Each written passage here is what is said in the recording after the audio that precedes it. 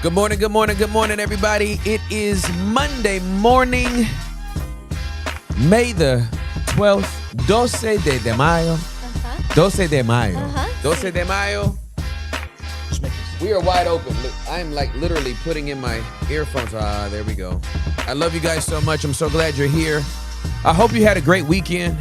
You should have had a great weekend. If you haven't had a great weekend, then I don't even know what to tell you. But we are here for the next 3 hours, locked in. So it is 9 a.m. Central Standard. Well, 9:01 now. A.M. Central Standard Time. It is 7:01 Pacific Standard Time. It is 10:01 Eastern Standard Time. Everybody wake up. Wake up. What are y'all doing? Wake up. Get out that bed. Get out of that bed. Get out of that bed. Es hora de levantarse. Repites, por favor. Es hora de levantarse. Es hora de levantarse. Sí, levantarse. Get up. Get up. I'm so glad that y'all are here. Shout out to everybody that is already in the chat. All of my Discordians, get up. Y'all are up already. Y'all be up. Discordians be, listen, let me tell you something. The dwellers in Discord, when I tell you, that's a whole ecosystem. That's like a little, it's like a little ant colony. Everybody that's a member on Discord is a part of like a little ant colony. Shout out the ants. And they all got their little burrows, and they all got their little hallways and their little basements that they build, and then they all come out for wide open, and they come out for basement, then they go back down. It's a great and then if analogy. you hit the ant bed, they all come out like, what y'all want to do? They will bite. They turn into DMX. Ants growling. I don't know why I turned DMX into a pirate just now, but it's all good. And then to all of our YouTubers, all the dwellers in YouTube, 270 currently in the live chat. You know, y'all, here's what I love about Wide Open. We just here. It's almost like we're loitering in front of a convenience store. Like, hey, man, when you go in there, don't get the cigarettes. Those will kill you. You know, there's a grocery store down the street. I don't think you should get any sandwiches from on the inside of here. There's too much ultra-processed meat in there. I don't think you should have it. Not DMX dwellers. Y'all are wild. All right, roll call. Louisville, Kentucky's in the building.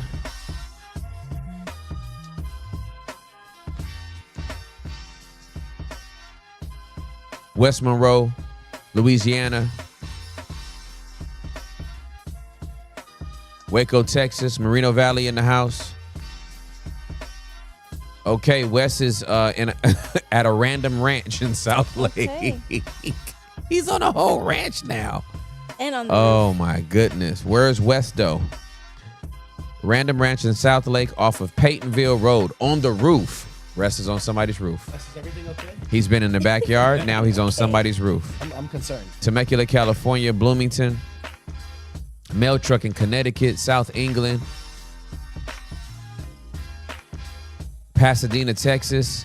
Trinidad and Tobago, Philly. Kennesaw, Georgia. Fort Johnson, Louisiana. Brazelton, Georgia. St. Paul, Minnesota. Corpitos. We know. San Antonio, Sacramento. Daphne from Singapore. Hey, Daph, we love you. Atlanta, Georgia. Modesto, California. DF Dub, Nashville. Toledo, Ohio. Duval. Jerusha, also in Malaysia.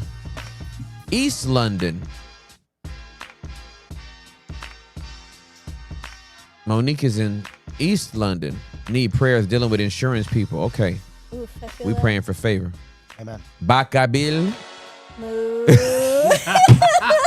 Welcome back, Whitney. Now Hoolie's Good to be back. back. We connected eyes, and she moved. She's alive and well. Topeka, Kansas. Snellville, Georgia, 757. Newport News, Virginia. Covington, Georgia. Morrisville, North Carolina. South Carolina. South Africa, Cape Town. Kansas City. Chico, California. Orlando, Florida. Damon, Texas. Garland, Texas. Fort Worth.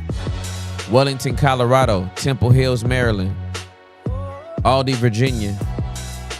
Sudamerica,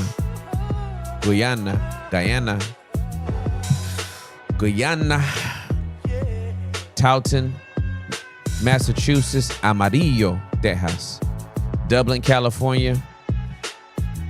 I've been invited to speak in Dublin, Ireland. No way. Yeah, last week. That's so cool. Yeah. Are you How was going? it? I don't know yet. Okay. Eunice will let me know if I'm Okay. going or not. Gotcha. Sound like But I'll yours. go though. Yeah?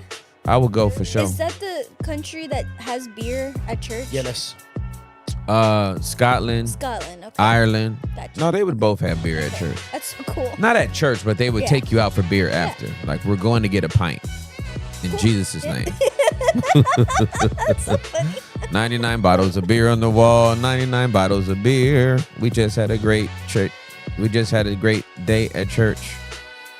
98 bottles of beer on the wall. I don't know. East Orange, New Jersey.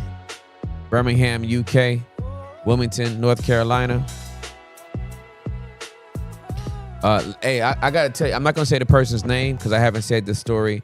I've told this person this story, but I haven't said it publicly, so I'm not gonna say his name. I went to a conference when we preached. I had to preach at this conference. It was late. He preached first. I preached second. We got done. Me, him, and our wives went out to eat. We sit down at a restaurant right after service, and we all order. You know, we're ordering our drinks before our meal. Obviously, water, no ice for me, room temperature, lemons, the whole nine. Boom, boom. He's like, I'll take an old fashioned. All of my religious sensibilities had a seizure. I was like, everything in me was like, you can't do that. And then I'm like, why can't he do that? Then I'm like, we just got done preaching. He's drinking old fashioned. Just all this religious stuff was flaring up on the inside of me. And that old fashioned came and he swirled that thing around and he drank his old fashioned.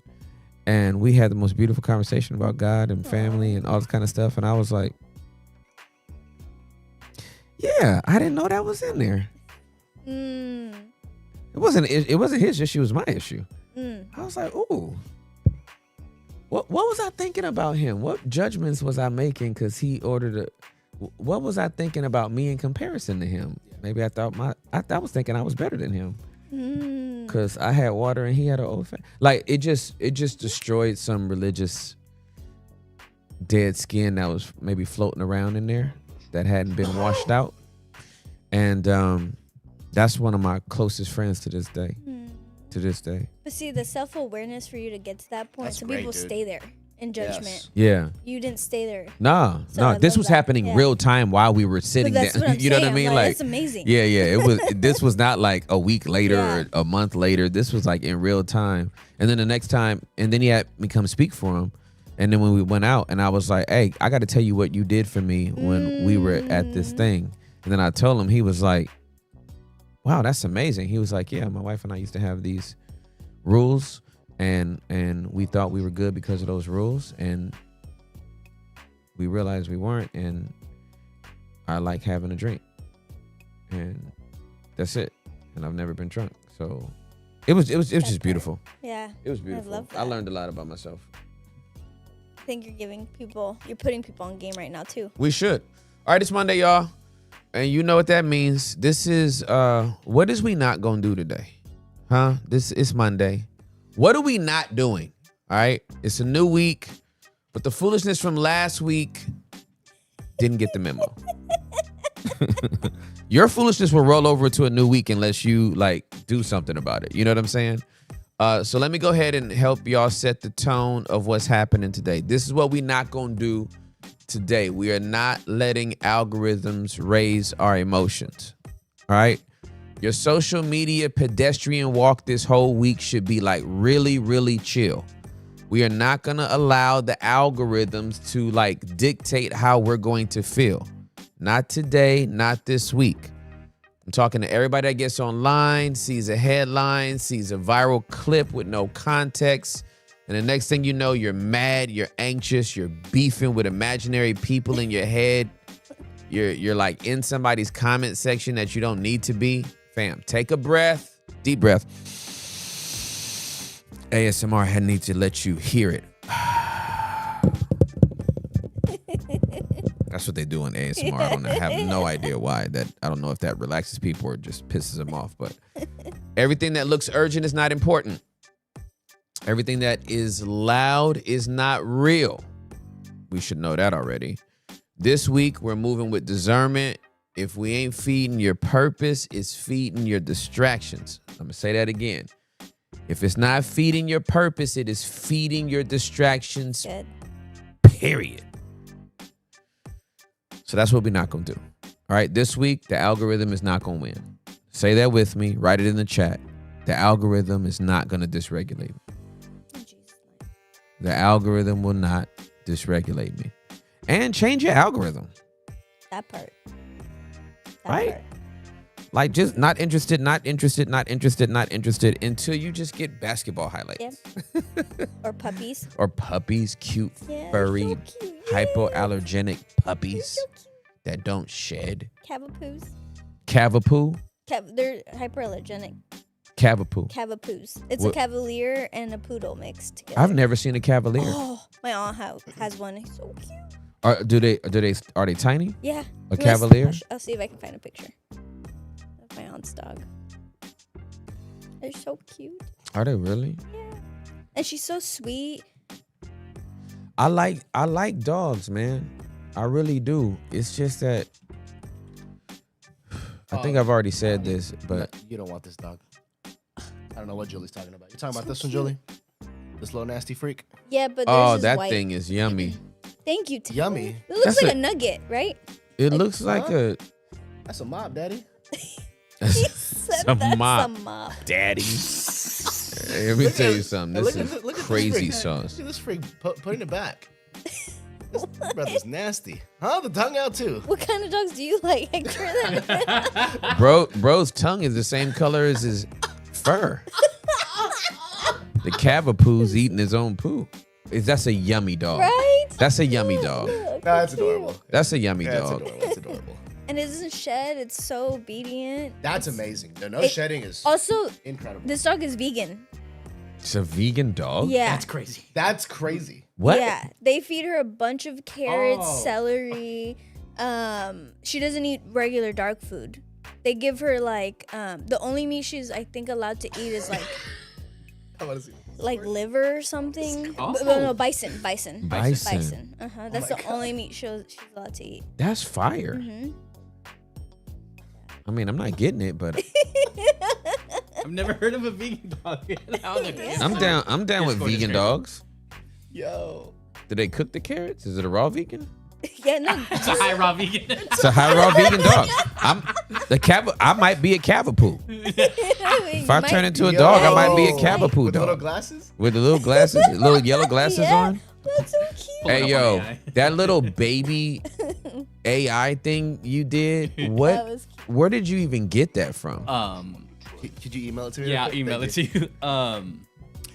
So it's been kind of going around online lately about all these cool little podcasts, and they've been generating like baby clips. It's so dumb, bro. And I Dude, was, it's adorable. Oh my and god. I was it's like, It's so adorable, dude. dumb. just in the Oh my gym, like gosh. trying to just get my weight up, and I was like, you know what, I'm gonna share this.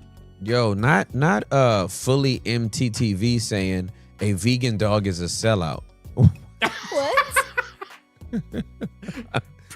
So like What is it selling out on? this is the first one Derek showed me while he's trying to cue it up right Oh, now. that's adorable. It's the comedian Theo Vaughn. It went pretty viral. It's just him with his experience about a dog, which is hilarious. Walk off. God, I love that. God, I love that. If you pet a dog and he stay right there and let you do it, God, you turn into a dang pedophile, baby. You know what I'm saying, boy? You get that wowzer on that schnauzer, baby. A He miscellaneous keeps dog. letting you do it. You get that little, that Gleeshon on that Bishon, baby. Tim's face. That's when you feel God working. When you pet a dog, Amen. a strange dog, a miscellaneous dog, baby. And it lets you keep petting. Oh, make you want to kick a fat kid at Kmart. You know what I'm saying? Praise God, baby. If you pet a dog. Yo. Oh, that baby clip is crazy sauce. So that's Theo Von. We have ours that Derek made. Give me 2 seconds. Oh, dude, One that's so Mississippi. funny. Tim, when you first saw it, when Derek sent them, what was your reaction when you saw them? I watched it like 5 times because I was Right? like, this little baby Timmy is crazy. Why is his beard like It was this? the beard for me. The beard. It was the Yo. beard. This beard was taking me completely out. It was taking me completely out, bro. Somebody wrote, this is uncomfortable. Theo Von is just a comedic gem. You thought that was me talking? No. Oh, I'm talking inside the app. Somebody thought it was me. I was like, what? Thank you, Derek. Okay, we're gonna see. I'm hoping that It should be this. Forgive us for the troubleshooting. Gotta confirm download. We're doing great. I just uploaded it. We're doing great. We're doing great. Not we're doing great. It is. We can move on from this. It's Yeah. fine. We gotta wait. Well, It's It's done.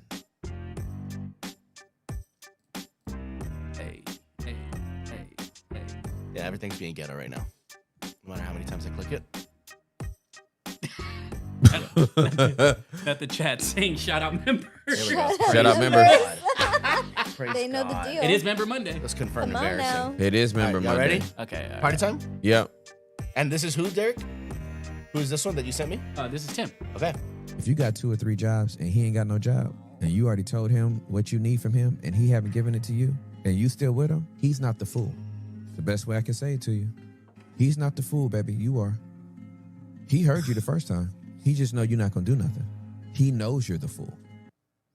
Yo, that thing got me weak so many times. Play it again.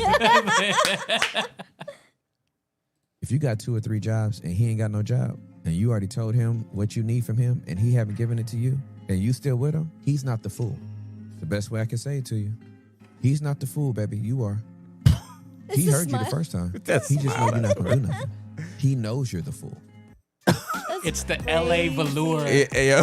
It's the LA velour softy in the back. Yo. Oh man. Oh man. Somebody said it's giving boss baby. It is. It really is. Oh, that's so funny to me. All right, ladies and gentlemen, let me give you your weekend recap, starting with a recap about the weekend. Huh? You can only do that once. But Huh? You can only do that once. I'll be in Vegas on the 29th.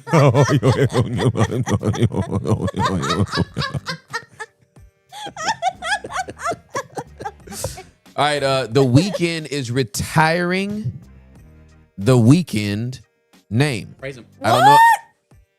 You didn't know this? No, I didn't. Oh my God, that really, I mean, I mean, I've been sick under a rock, so I didn't. but you have braced yourself. Is this, I didn't know this is a serious thing for you. Well, not really. Are you sure? Yeah. But I was what? just shook because I'm like, I actually like The Weeknd. Well, you only gonna like him for one more album. In case you all have missed it, Abel Tesfaye, I hope I'm saying that right. Better known as, why? Wait, bro, you don't like the bro's last name? Who does at somebody's last name? I wasn't trying to interrupt the monologue. I'm Weeknd. sorry. You were trying to nerf the monologue? No, I was trying not to interrupt your monologue, and I didn't realize myself was on mute, and I just into the mics. Really sorry about that. But now we need context. The whole What family was, Right? are you okay? Are you in pain? Did you drink something nasty?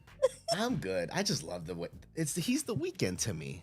I'm being a hater. I'm being a certified hater with Julie. You're hating on his government name. Yeah, I said I his am. government name, and then you had a response to that, and it was ugh.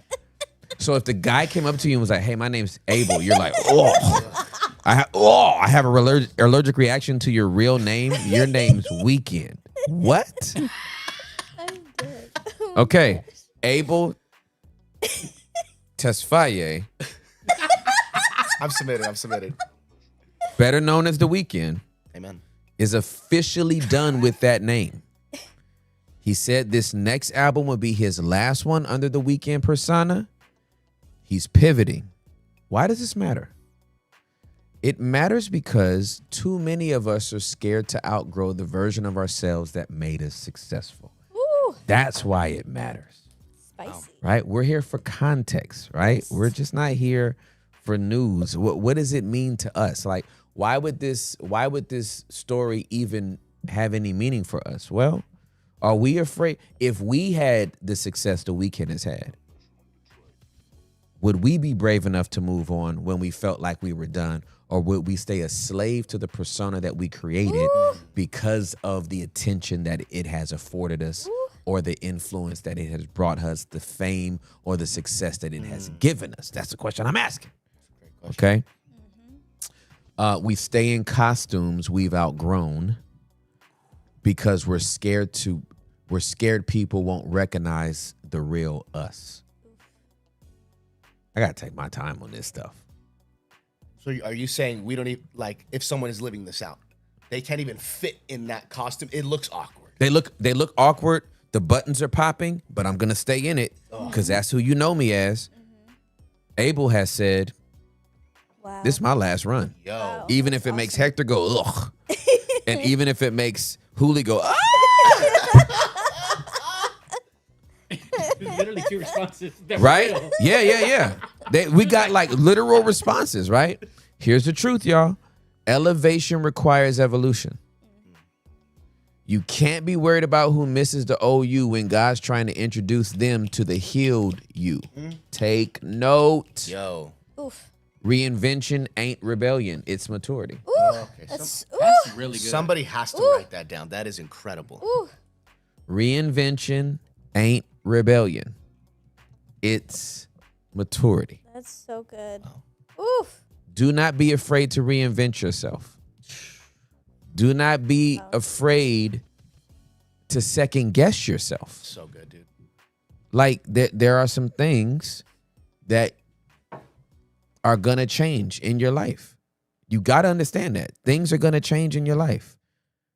Reinvention is not rebellion. Reinvention is not some switch up of you becoming, you acting brand new. No, it's just, if I don't change, I don't grow. There is no growth without change. You cannot stay the same person. If you are the same person that you were 30 years ago, I'm not talking about who you are at your core. I'm talking about like you haven't grown, you haven't learned, you haven't stopped doing some things that you should have been not doing a long time ago. Like, stop. Don't be afraid to grow. Even if other people are going to say, oh, you changed. You think you all that. Nah, I just grew up. And it looks like when I grew up, we grew apart. That's not on me. And I'm not even saying that's on you. That's on the growth. That's all I can say. So good. That's oof. All right. Next thing in the news that you might have missed this weekend, U.S. and China decided to stop beefing. Jokers been throwing bows at each other since January, February, March, April, May. Little Trump's coming out of you. You know what I'm saying? Over the weekend, not that weekend. I can only do that today. on one today. It's only going to work today. Over the weekend, the U.S. and China tried to play nice. Diplomatic handshakes, mutual understandings, but let's not be naive. They still don't trust each other. I need y'all to know that. They've called a truce on the tariffs. The U.S. on one side have slashed their tariffs back down to like 30%. China has slashed their tariffs back down to 10%. So they're no longer in this crazy atmospheric 130% here, 125% there. Question? And just to co-sign how crazy that was, I can't say any names or company to protect my friend, but I am allowed to share this. They're in sales, so they handle where she is. She handles all the middle transactions. Before, to have something, the product shipped from China to USA was $2K. It immediately jumped. She said, "Oh, as we're in this tariff process, it costed $16,000 to get our product over to us." Wow. When it was only before $2 way grand. cheaper. $2 grand. So I'm A like, $14,000 increase. I just didn't know like how real it was until like I met someone who's in the business. And I'm like, Absolutely. that is crazy. Crazy sauce. Crazy sauce. All right, so just so you know where the relations are between U.S. and China right now, this is the equivalent of being cordial with your coworker who keeps trying to sabotage your spreadsheets. Okay. Sometimes you got to share space with people you don't align with, but you can stay professional. U.S. and China right now are fake friends. But they're playing nice with each other because they know this is hurting both sides. This ain't just hurting China. It's not just hurting the U.S. It's hurting everybody. So let's just stop. It's functional friction. It is functional friction. That's the word I'm trying to get out of my mouth. And I love this part. You don't have to agree to coexist. Right? They went at each other. It's like when I don't know if you ever got in a fight at school and y'all both landed a good punch. And then like you got to square back up, but everything on the inside of you is like, I've had enough. And the other person is like, if you're done, I'm done. But nobody's going to say that, right? And then there's 50 people surrounding you in a circle that want to see y'all keep punching just for their entertainment. They're not volunteering to take a punch. They're not even volunteering to help you out. They just watching. Yep. So I think China and the U.S. have finally figured out like, oh, everybody just watching us fight, and this ain't good for us. We swinging on each other, and it's costing us at the end of the day, just out of pride and ego. So to keep, I guess, their egos intact, they've called a little truce, a little timeout. Just keep your peace and keep your eyes open because they're fake friends and something else is going to happen. All right. Hacienda Heights. This is back in my hood in Cali. I just want us to be praying for the families. This is just a weird story. And I hate that it happened. A tragic story got overshadowed by celebrity gossip this weekend. A tour bus flipped in Hacienda Heights. One person died. There are dozens injured. It was a church group on a day trip. Somebody's mother, father, sibling did not come home. So I just want us to pray for the families of those injured, the one person that died. Obviously, this is a day they're going to have to live with for the rest of their life. I'm just praying that God's peace and his presence would be with them. And it just sucks, man. Imagine a church going out on a day trip and it just flips over. I hate that. It's also two of your worlds as well. You know, you've been in ministry most of your life and My whole adult life. Cali. So I could imagine the story is super heavy, dude. As soon as I saw Hacienda Heights, I'm like, that's just too specific. Oh, man. It's too close. Stop. Speaking of peace talks, India and Pakistan sat down to talk about peace. You put again. Yeah, but here's the problem. It lasted as long as a TikTok reel. Wow. If you know anything about their history, you know that this ain't their first rodeo. There's been decades of tension, nuclear weapons, generational beef. Here's the lesson I want us to have and take away. Reconciliation is rarely a one-time conversation.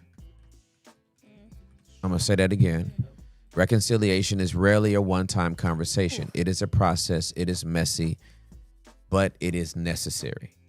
Just because you have that initial conversation, just because you say, all right, let's stop fighting, don't mean you've addressed all the situations. Ooh, that's a clip. Yeah, it doesn't mean that you've addressed all of the underlying tension. Just because you kissed and made up, husband, spouse, doesn't mean that husband, wife, doesn't mean that we don't have other stuff to talk about.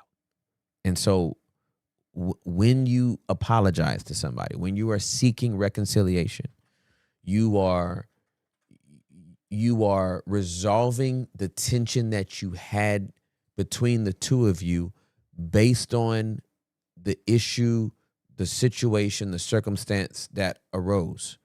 But make no mistake, there's other stuff beneath that issue that got you there, and that's going to have to be addressed as well, or the reconciliation is going to be temporary. Long-term reconciliation is absolutely dependent on long-term work, long-term accountability, long-term responsibility, long-term forgiveness. It is not going to happen as a one and done. Well, I apologize for that. I said, I'm sorry. I don't understand why you still tripping. Well, if you keep the same behavior you had before we reconciled, then my PTSD is going to flash back, and I'm going right back to the episode that we had before we squashed the beef. And so on a national scale, we see stuff that's happening on a personal scale. It's one thing to see it between two individuals. It's a whole nother thing to see it between nations. So all I'm saying is let's just keep our prayers up for India and Pakistan. They're the same people. Stop playing. Just stop. Tons of different culture, and we're right next to each other, y'all. Yeah, Let's keep the peace, please. the world is small. The world is small. We don't need nobody using no nuclear weapon. Oh man. Oh, geez. At all. You aiming at it. Using a nuclear weapon is a drive-by on the world. It is. Wow. You cannot be driving by at 40 miles an hour and shoot your intended target. Your intended target might get shot, but that's not the only person that's going to get shot. So that pray and spray, nah, man. The nukes need to go away. Y'all know y'all tripping with these nukes. Gets me tired. So tired I had to yawn. You got folks in your life you've written off after one bad convo. Meanwhile, these two countries keep pulling up to the table. Sometimes it's not about fixing everything. It's about giving up on the dialogue. And that's the thing. Like, you can't give up on the dialogue. Lastly, here's what you missed this weekend. Samsung dropped some new devices and Google leaked some updates.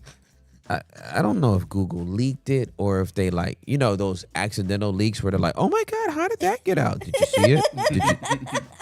Did you see it? Did you see it? For all of my tech heads and in the chat, just tell me how many people got a Samsung. Or maybe I should put it this way. How many people have a non-Apple device? I mean, there's more Samsung devices in the world than there are Apple devices. I don't know if y'all knew that, but yeah, there's more Samsung devices, more Androids than there are iOSs. We just happen to be in America. We just happen to be in America, right? It's an American company. We happen to be here. Samsung dropped a new lineup. Google's updates leaked again. And what I noticed is that we chase every new device to feel like we're advancing. And I'm starting to just consider, like, do we need the newest everything? I mean, this is an iPhone 13. At least I think it's an iPhone 13. I'm still using my iPhone 13. Yeah, I think it's an iPhone 13. I'm just going to go check it real quick. Información. I just use my iPhone until it starts getting really slow on purpose. You know how they do that? They throttle it so down. So this is a 13 Pro Max, right? What have I missed by not getting? What's out now? 18? 17? 16. 16? 16 is crazy, dude. Yes, he's saying. So crazy. What am I getting? What am I getting? A slightly crispier camera? Right. Is it gonna massage my feet? Like what are we? Apple's listening right now. Like, You know what I mean? Massage Tim's feet. Massage. So we chase every new device to feel like we're advancing. But if your character ain't getting updates, if your patience, your discipline, your kindness ain't getting updated, you're still running on a busted operating system. Yo. Huh? See, I had time this morning. You did have time. Sorry, bro. I clearly had time this morning. Don't just be tech savvy. Be self-aware. Stop updating your phone and not updating your life. Come on, Tim. I had some sleep this weekend, y'all. Stop updating your phone and not updating your life. How you got the newest phone every single year, paying full price every single year, then buying an expensive case to protect said device. Every year, you come up with about $1,500 for the newest version of the phone, but you still operating on the oldest version of you. You got your phone in an otter box, but you ain't got no protection for your inner heart. I'm just saying, what is we doing? Ask yourself that question. Upgrade your software, not your hardware. I'm talking about you. So, yeah, I need y'all to do that. And I just want everybody to know, if they ever come back out with the Sidekick, I'm buying it. Same. Same. I will frisbee Oof. this iPhone and go straight back to the Same. T-Mobile Sidekick. T-Mobile will have my money back in an instant. They were the best. And Blackberries. Yeah. I love those phones. And the Pebble. Pebble. Remember the Pebble at T-Mobile? You would click it down and it'll flip over. It looked like a little rock. Could blend in at one of those little corporate gardens. No. All right, never mind. The Pebble? Nah. You mean the Razor? No. The Razor was that little thin hitter. The little cute hot pink one. Hector saw that phone in the Sky Mall. Sky Mall. That was not a T-Mobile. In-flight? He saw that on the Southwest flight. No, that was at the Sky Mall magazine. It was at the bazaar, dude. It was at Big T Bazaar. He was like, your phone can turn into a rock. What? Call it the Pebble. At the corporate garden. Yeah. What? Big T is in the cliff? Is that cliffside? No, I saw it at the bazaar. The Mexican bazaar. Too much. Hey.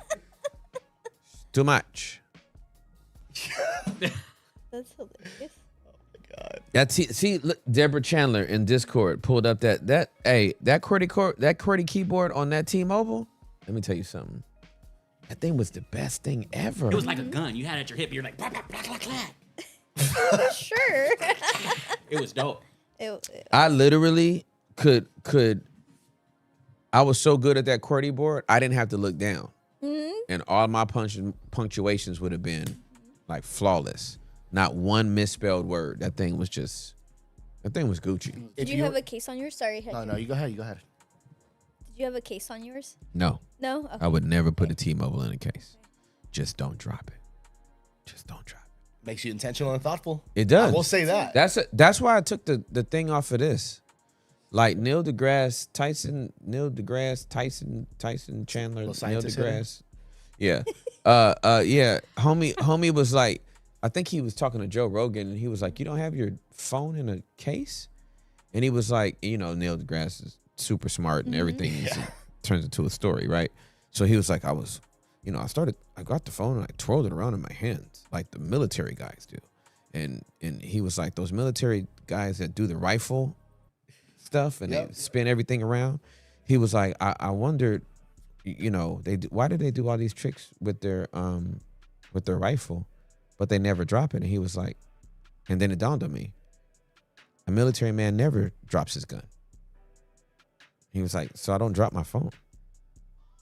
I was like, that was so philosophically unnecessary. And I'm with the ish. Like, that's my type of ish. I was like, cool, just don't drop your phone. Yes, that's great. If you paid for it, don't drop it. Like, steward it better.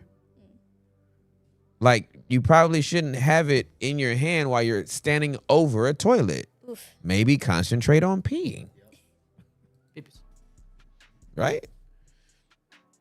So, yeah, I haven't cracked mine and I haven't gone through all that. It's just good. Yeah, it really pushes you to be thoughtful. Just be thoughtful. Just being thoughtful. Question. What advice would you have for Yadaline? She says she didn't ask, I'm just asking for her. On her behalf is crazy. She said, my hands are too soft. Everything slides out. I need a case. Lift some weights. Then she needs a case. Okay. Yeah, if her I was hands are just too curious. soft. Okay. Yeah, if your hands Cool. are too soft, then you need a case. Can we give Yeah. bad unsolicited advice? Okay, hold on. Hold on. All right, hold on. I mean, now you done put our girl out there. It's the best name in the Yeah, entire we love her. Dweller universe. So I don't want to get all nosy, but like, are they soft or are they sweaty?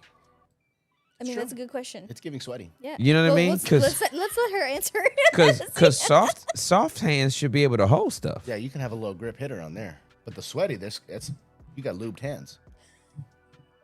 No, you don't. Well, like it's wet. Yeah, wet is not lube. He said, ah. The realization, the epiphany moment for Hector.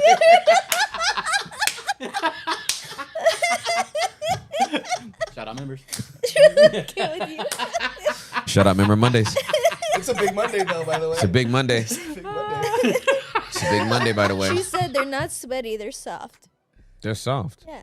Soft and slippery? I don't know. How? A soft hand is. Easy context. I'm trying to figure out. I mean, my hands are sweating right now. They're not lubed. They're not lubed. No. I'm just trying to figure out. Do soft hand.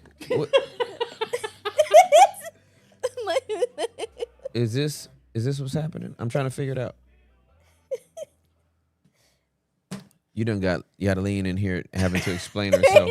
And you just put her in the ethos. Sorry, I love you, Yati. I just Gotta lean. Gotta lean. That's the homie. she is. Update your life, not your device. Here's all the little updates from the iPhone, by the way. Oh, okay. I don't know if you wanted to see it. A18 and A18 Pro chips. The iPhone 16 and 16 Pro models are powered by the new A18 and A18 Pro processors, respectively, designed to efficiently run Apple Intelligence features. Do I care? Enhanced battery life.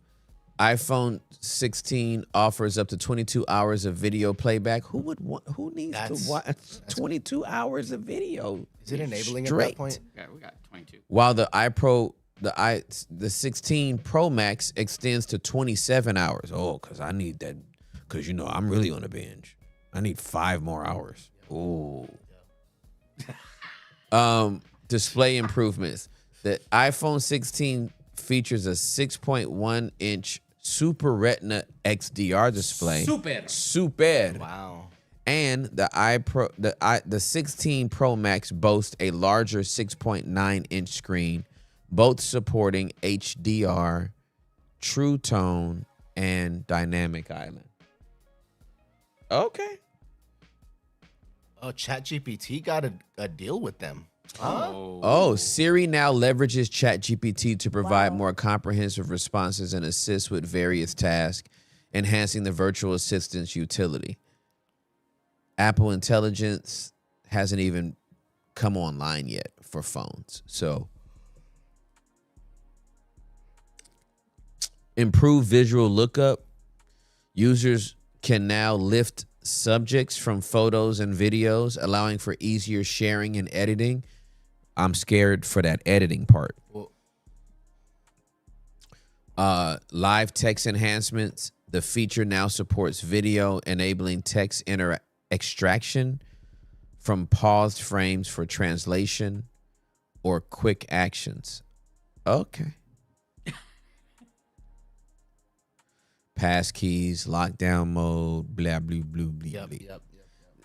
Don't we get that in updates anyway? Most of it? Most of it. Mm-hmm. Not missing anything. Who's missing anything? Nadien. Who's missing anything? Nadien.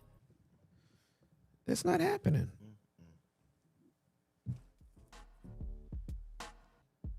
We don't even use all that stuff. All right, so here's the play for the week, fam. We move different, all right? No more emotional fast food. We're cooking with context always here. We're not cooking with chaos, just context. We're leading with discernment. We're keeping it wide open, but not wide distraction. Wide open, not wide distracted. Y'all already know we wide open on culture, conversations, and community. That's it. That's it. Fire. Eso es todo. Boom, boom. Tim, back to the little sidekick days. Did you ever have your voicemail set up where you would talk into it, but then you would bring another phone while you were recording it to add your little outro song? You know how some people would do that? They would like manually add it in. Oh, I used to do that on a real answering machine. Please walk me, Like please walk way me through before. it. On the pager? Yeah, The we pager voicemail? But we did this on the voice, and this in the 90s. We used to do this on we'd have the radio right by the so answering machine, and then you hit play, and that'd be your background music as you left your message. I love Yep. it. Yeah. The TV too. Did you ever bust a rap on your voice? Always. Yeah. Hey, I can actually call my sister. I left a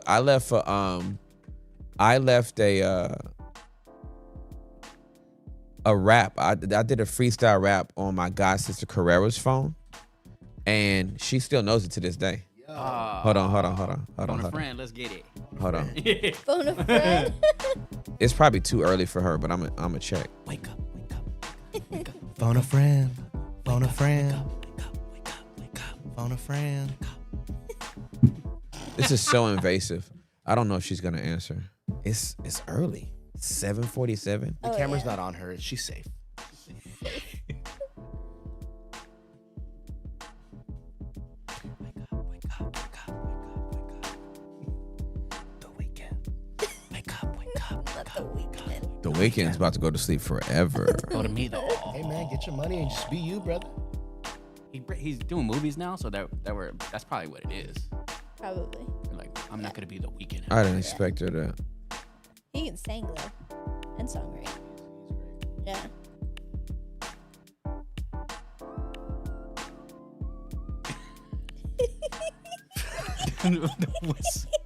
Yeah, she Whistle probably got a sleep. second album. Oh.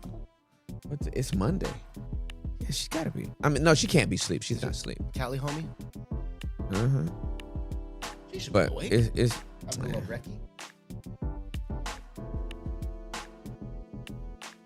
if she hits me back in the next like 5 minutes, I'll hit her back.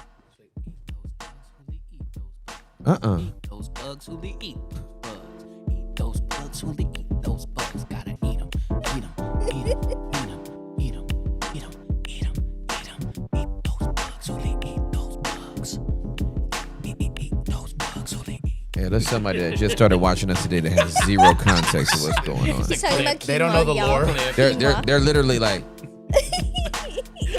is Julio on Fear Factor? Dude. Is that show still out? Yo, Bro. I thought Joe Rogan moved on from there. that was got a his crazy money. show. Is he That was reviving the show? Oh, that show gave me the. Ugh. They're like, you gotta eat 75 cow tongues Oh, underneath water gosh. to get the $1 million. And people are like, Hey, I gotta tell you. I gotta tell. It's a little roach eating a burger. Discord. Put that in the Discord, man. That's hilarious. Hey, Oh, yo. so let me just say that if I was on Fear Factor, after I passed the first event, whatever that first event is, whatever the second event is, I gotta do it. I gotta do it. You could walk it off. Like if I gotta eat a Madagascar roach, Oh, hey dog, I'm here. That's what I'm here for. That wasn't Man. that bad. They were doing crazy stuff on there, dog. They were.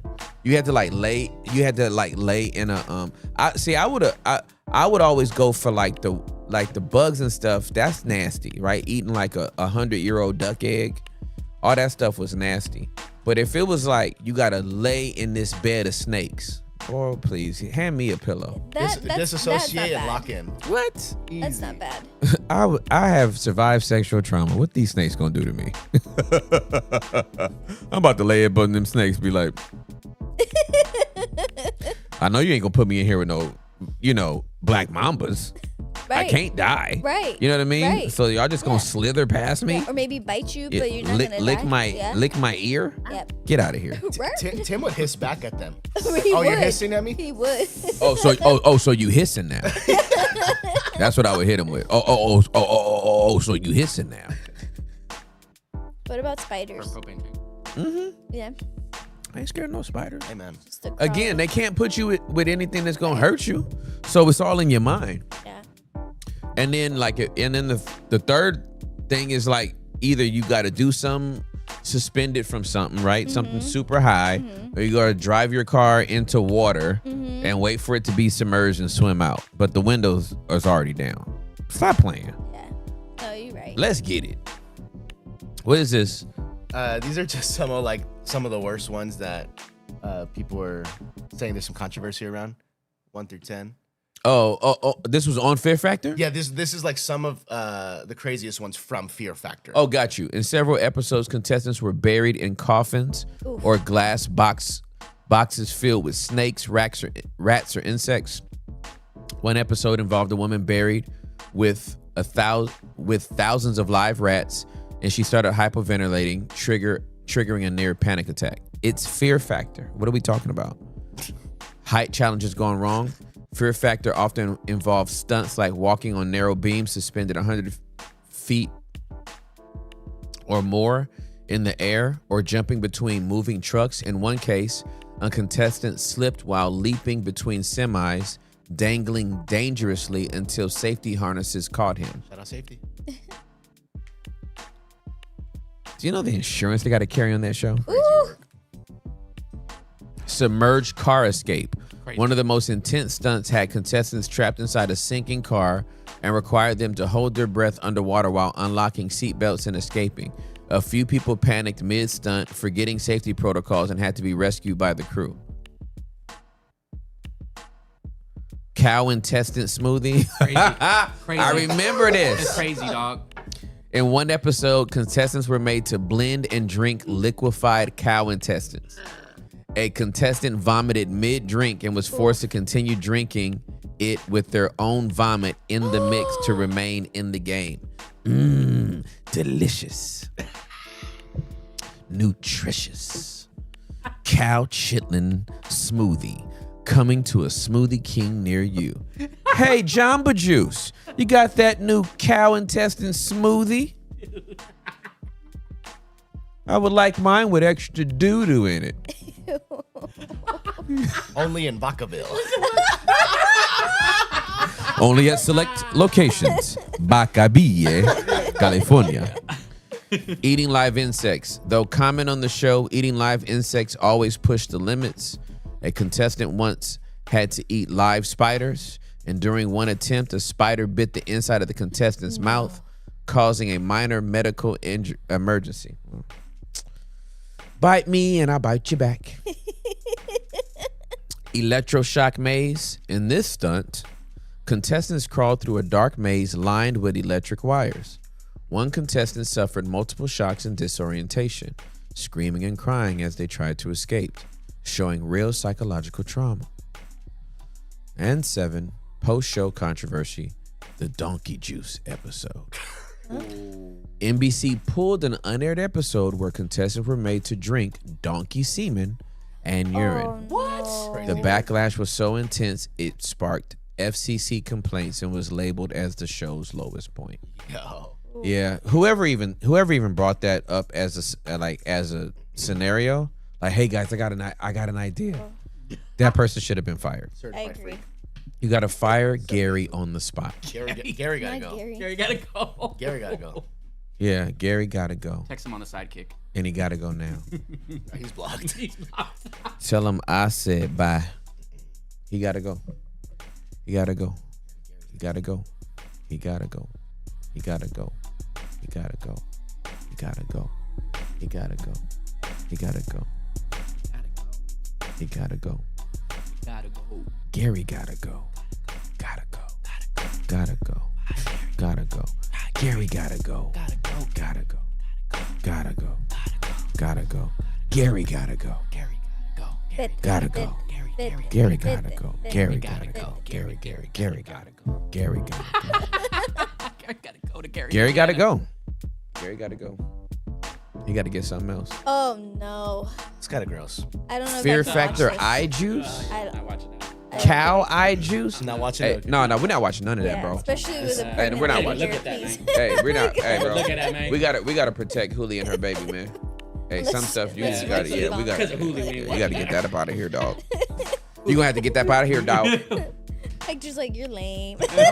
No, I don't want to watch it. I'm Either. kidding, I was just showing you the titles and thumbnails. Hey. Estoy aprendiendo ahora que lo y lo que. Sí. Sí, sí, sí. Sí. Y es interesante. ¿Sí? Lo y lo que es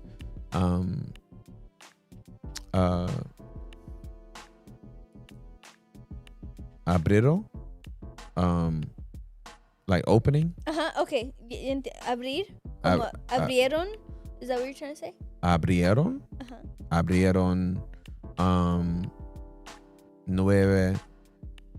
nuevo más frases Okay, okay, Um, okay. para mí hablar. Sí, Sí. sí. Sí, yo te entiendo. Lo y lo que. Sí. Y lo, the thing, Ajá. lo que, the thing, that. Mhm. Sí. Yep. Y Yep. es muy interesante. Yeah. It can get confusing sometimes. Sí, Mhm. sí, pero hoy Sí. fui muy bien. Qué bueno. Muy bien. Mi clase con Marta siempre interesante. Sí. Awesome. You had me dying with your text yesterday. You're like, embarazada was your Sí, word. sí, sí, sí, sí, sí, But sí. did you read like But I scratched it off. you Put, said Juli? and put Huli. But The it's- word of the day, just so everybody knows, the word of the day in my Spanish dictionary was embarazada. Y embarazada is a false friend.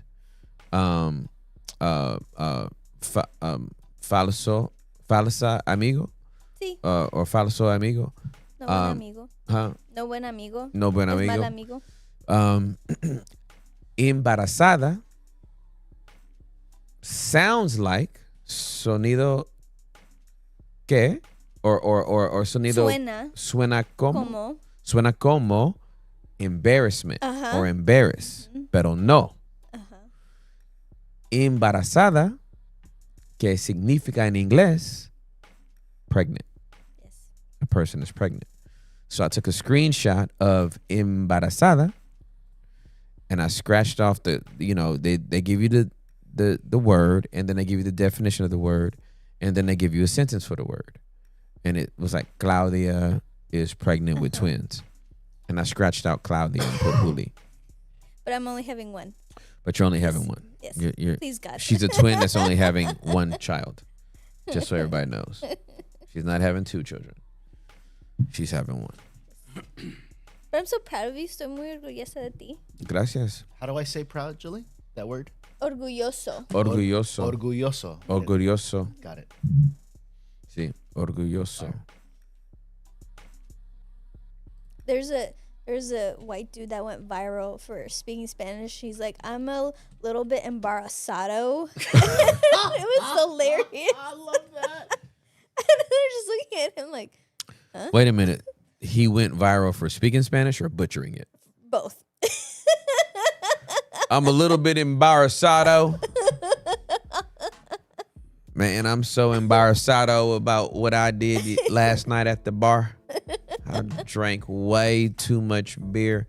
That country music was just a jangling through those halls. Then all of a sudden, I did something so embarazado. Man, my old lady, she left with a whole nother man. That's how embarazado it was to me. Hey, My God, crazy. would you look at that? We are right back. We wide open. That's right, we wide. For the next 2 hours, we wide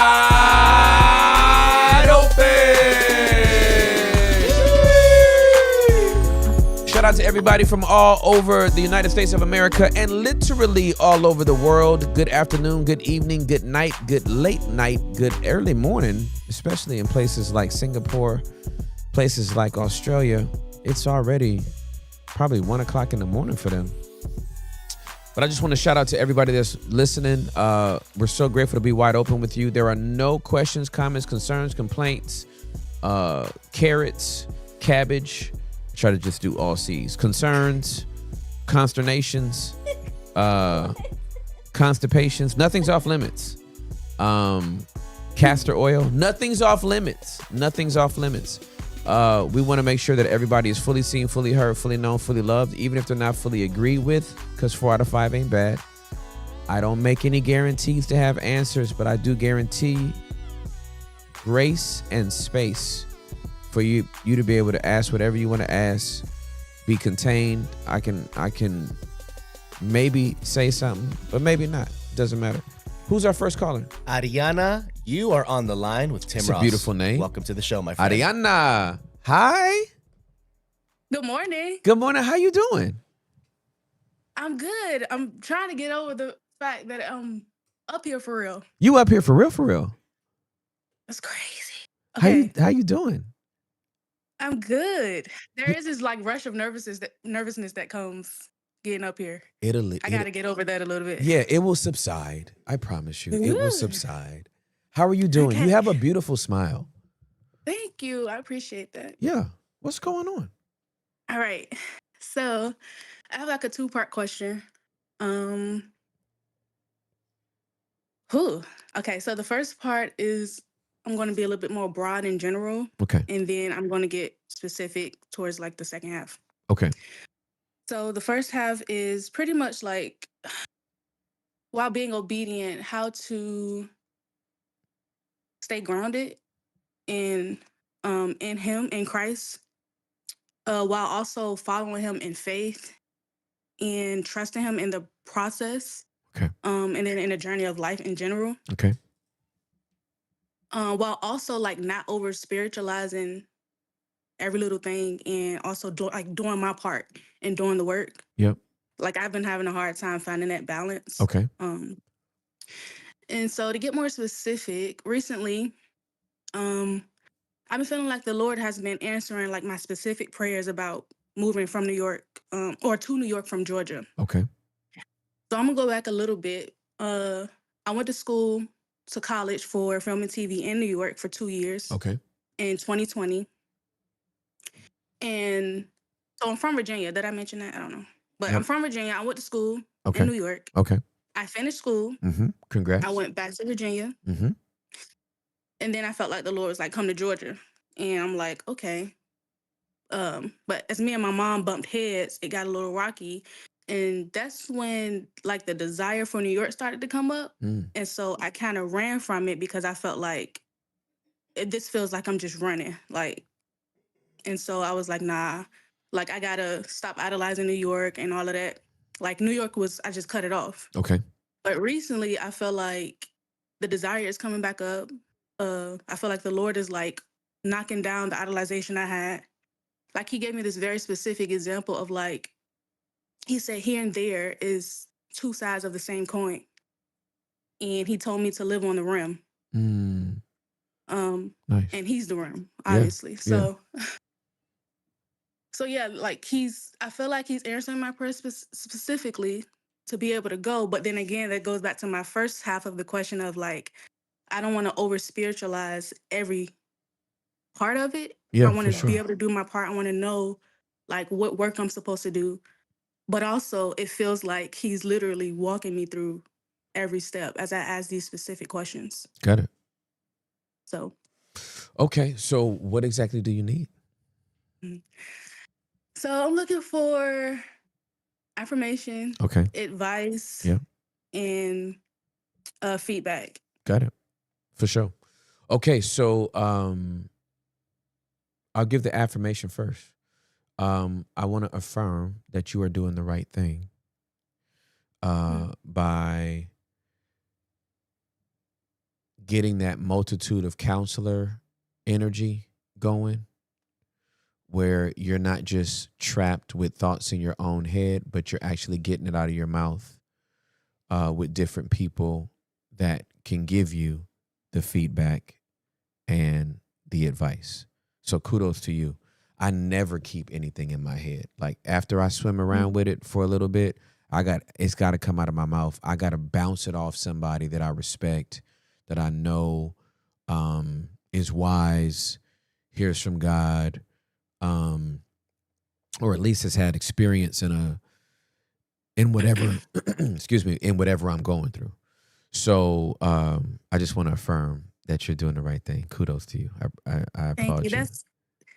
That feels good that you say that too, because that was actually like one of the questions I was like, I should ask that, but like if I should get it out or like keep it in, because I battle with that a lot. Like when I feel like I hear stuff from the Lord, I'm like, well, if I say it out loud, the enemy gonna play with my mind and all of that. Ooh, okay. Ooh, I'm so glad you brought this up. Ooh. I am so glad you brought this up because this is teetering on superstitiousness in the body of Christ. And so I'm really glad you brought it up. Do I believe that there are some things that Scripture says, you know what, just go ahead and ponder that in your heart? Absolutely. But do you know that was like Jacob/Israel pondering what Joseph's dream was in his heart? We talking Mary getting a word from an angel and then pondering that in her heart, that she was going to be the mother of Yeshua. Outside of that, everybody was just trying to figure it out. Like, everybody's just processing and trying to figure it out. You know what? I'll prove it.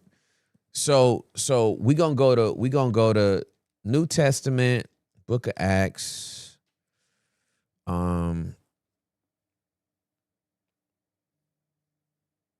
And we revere Paul, right? Like Paul, he must have been some type of super apostle. And this is a regular dude who was a Pharisee, who had an encounter with God, and then was trying to be led by the Holy Spirit just like we are in his everyday life, right? This is not the superhero adventures of super Christians. These are regular people that were just trying to live through life, okay? So, but this is what Acts chapter number 16 says. And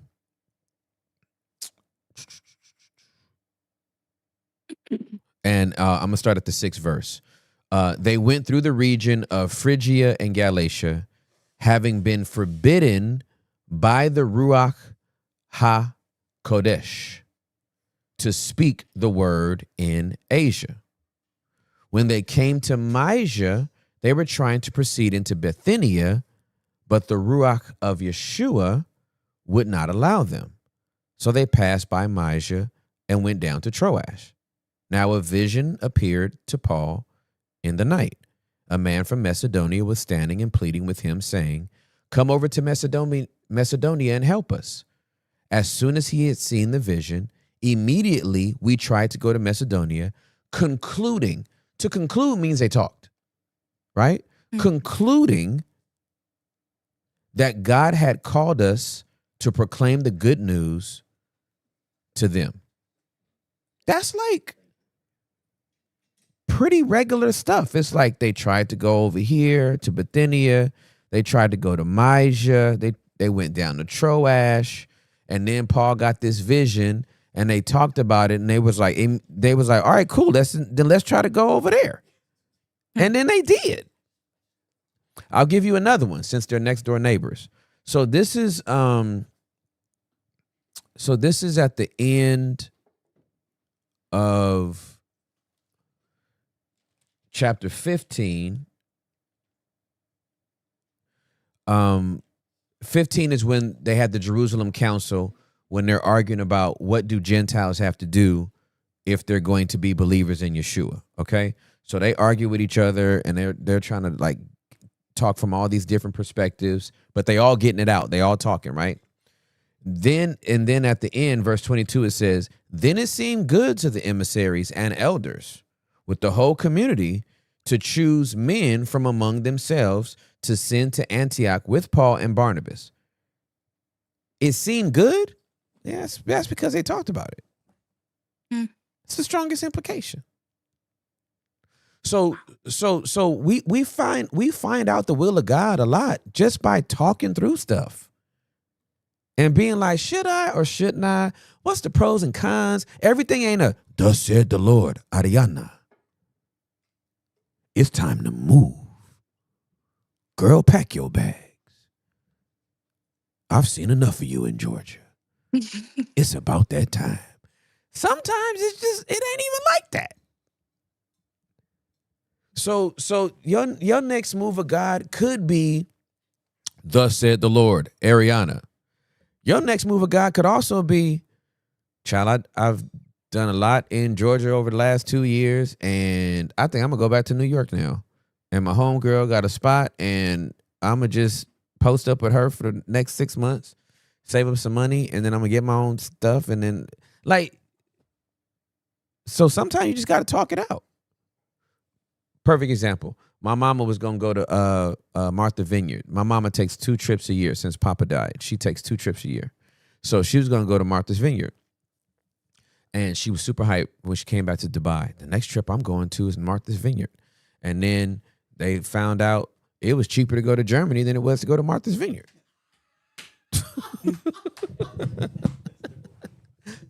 So the Golden Girls are now going to Germany. And they'll go to Martha's Vineyard in Germany, I guess. Whatever the equivalent of Martha's Vineyard is in Germany in the fall. So I think wisdom is just to keep talking. Because you might just reach a conclusion like these jokers did in this book. It seemed good to us after all the talking they did. That's chapter 15. In chapter 16, we tried to go here, we tried to go here, we tried to go there. The Holy Spirit kept blocking it. So I think the Lord just wants to go to Macedonia. He kept blocking everything else. Sometimes we don't know where we're supposed to be until we find out where we're not supposed to be. And you only find that out by trying. So let's just say you did feel like you want to go back to New York. Are any doors opening? If no doors are opening, then it's like, boop, I thought wrong. Maybe you want to stay in Georgia, but then you're clashing with your mom and maybe money getting funny and it don't seem like it was cool for 2 years and now it ain't cool right now. Is it just a temporary season or is it time to leave? So a lot of stuff we don't know unless we do this. Everybody wants, I don't know what it is, but I'm glad we're talking about this. It seems like, Ariana, everybody wants this direct link of, God, you tell me the very next thing to do because I don't want to mess up. Yep. I don't want to make a wrong turn. And God ain't up there looking at it like that. He's with you through life. Life has detours. Life takes you on a tour. And sometimes you're here and sometimes you're there. He's going to be with you everywhere.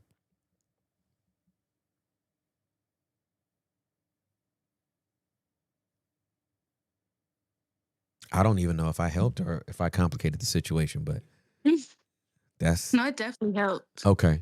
What do you think about? Because you thinking. Always. Yeah. I think it pretty much just confirmed what I feel like the Lord has been saying. Okay. But even further with the talking, because that's something I didn't even realize how bad I was struggling with that. But I'd be like, even with my best friend, I'd be like, I don't know if I should tell her this right now. I don't want, Yeah. But keep talking. Keep talking. Yeah. Because the enemy can't throw out your plans. Like this whole thing of like, I'm not going to say it out loud because I don't want the devil to get busy. He going to get busy anyway. That's what he does, is get busy. But he can't stop nothing God started. God told Eve through you the seed is going to bruise the head of the serpent. The enemy tried to stop that for 4,000 years. Jesus stillborn. Sheesh. King Herod tried to kill all the boy babies under 2. He just moved them down to Egypt until Herod was dead. The enemy can't do nothing. Don't be scared to open your mouth and declare a thing, because what if the enemy tries to get involved? The enemy going to do his thing, but God's going to do his thing. Ain't nobody over here scared of that dude.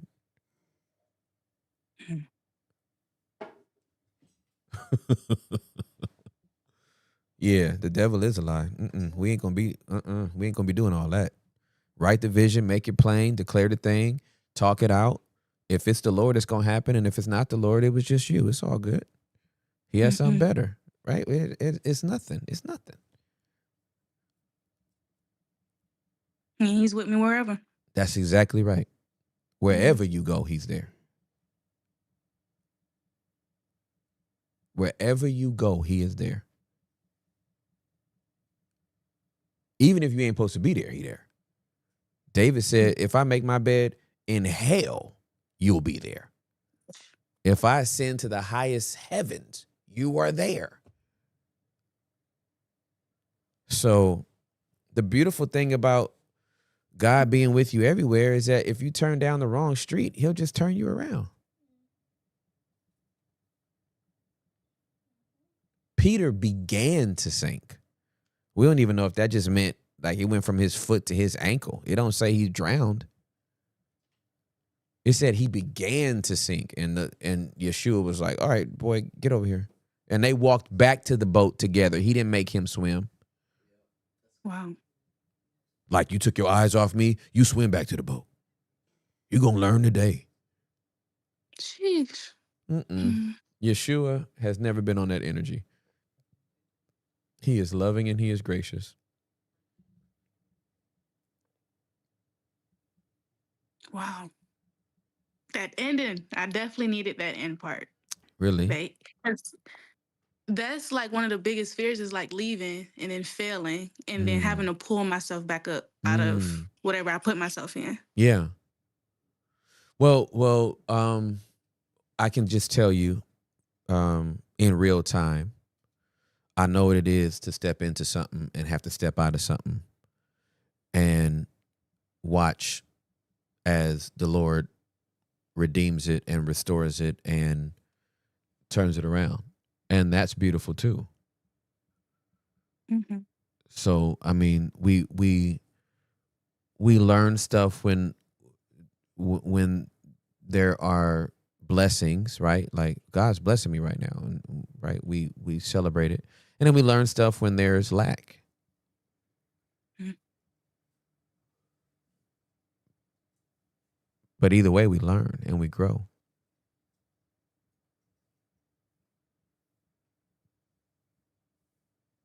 Yeah.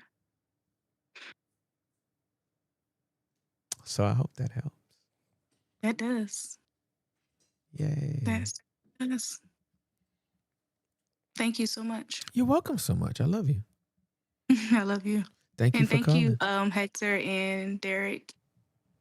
Hey, we love you, sis. Love you. Love you too. Okay, bye. And I love you. Bye. We love you, girl. You guys have a Bye. good day. Okay, you too. Yeah, man. Let's help the people out. You know what I'm saying? All I was hearing while you were encouraging her is you when you talk about you're not late. I think that's a innate fear whenever I hear people talking about, I want to hear God, I don't know what I should do, I don't want to make the wrong decision. I'm like, I think there's a fear in you that you're going to miss the mark or be late to whatever it is that God has for you. Facts. Yeah, I think we all have that that fear. Like, oh my goodness, what if I miss it?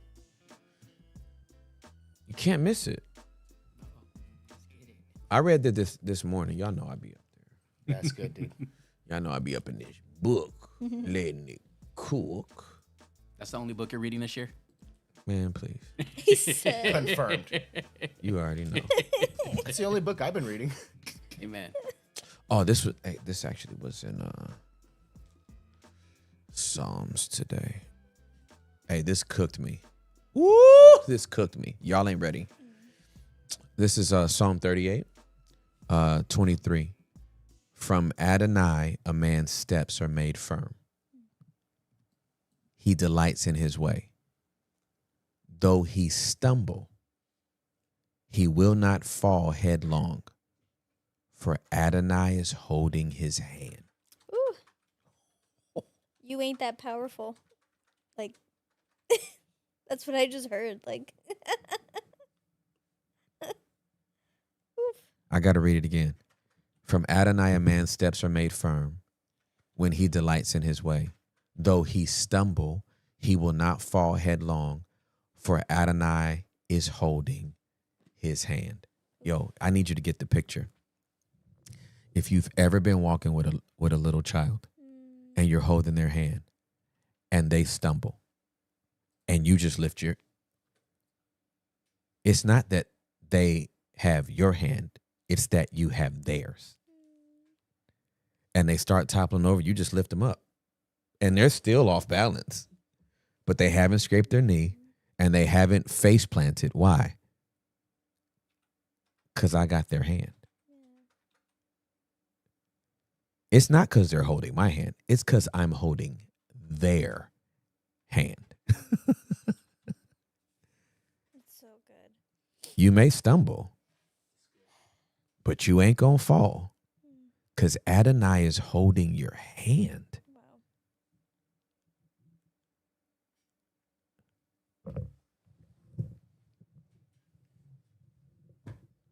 That doesn't release you. Oh, I was bawling this morning. Oh my God. I was watering my beard this morning. Not watering. Yeah, it was full irrigation this morning. Dude, I saw that at North Park So yesterday. Not good. the beard irrigation, but a dad with his son. And the son is just so precious, but like not thinking about his safety at all. Not at all. They're going down the escalator. If you fall down an escalator, you're going to get cut up pretty bad. Absolutely.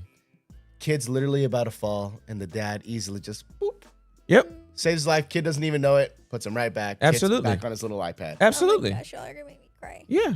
Always had him. Always had them. And always. Never not had them. Mm. Always had them. So he's holding my hand, even when I'm not holding his. Woo! He's holding my hand Oof. when I let go of his. I don't even have to be trying to have a grip. I could go like this. Wow. It's not slipping out. He's like, boy, please. When I want to go a different direction, he like, boy, I'm telling you, That's so good, dude. Thank might you, Lord. stumble, but you're not going to fall.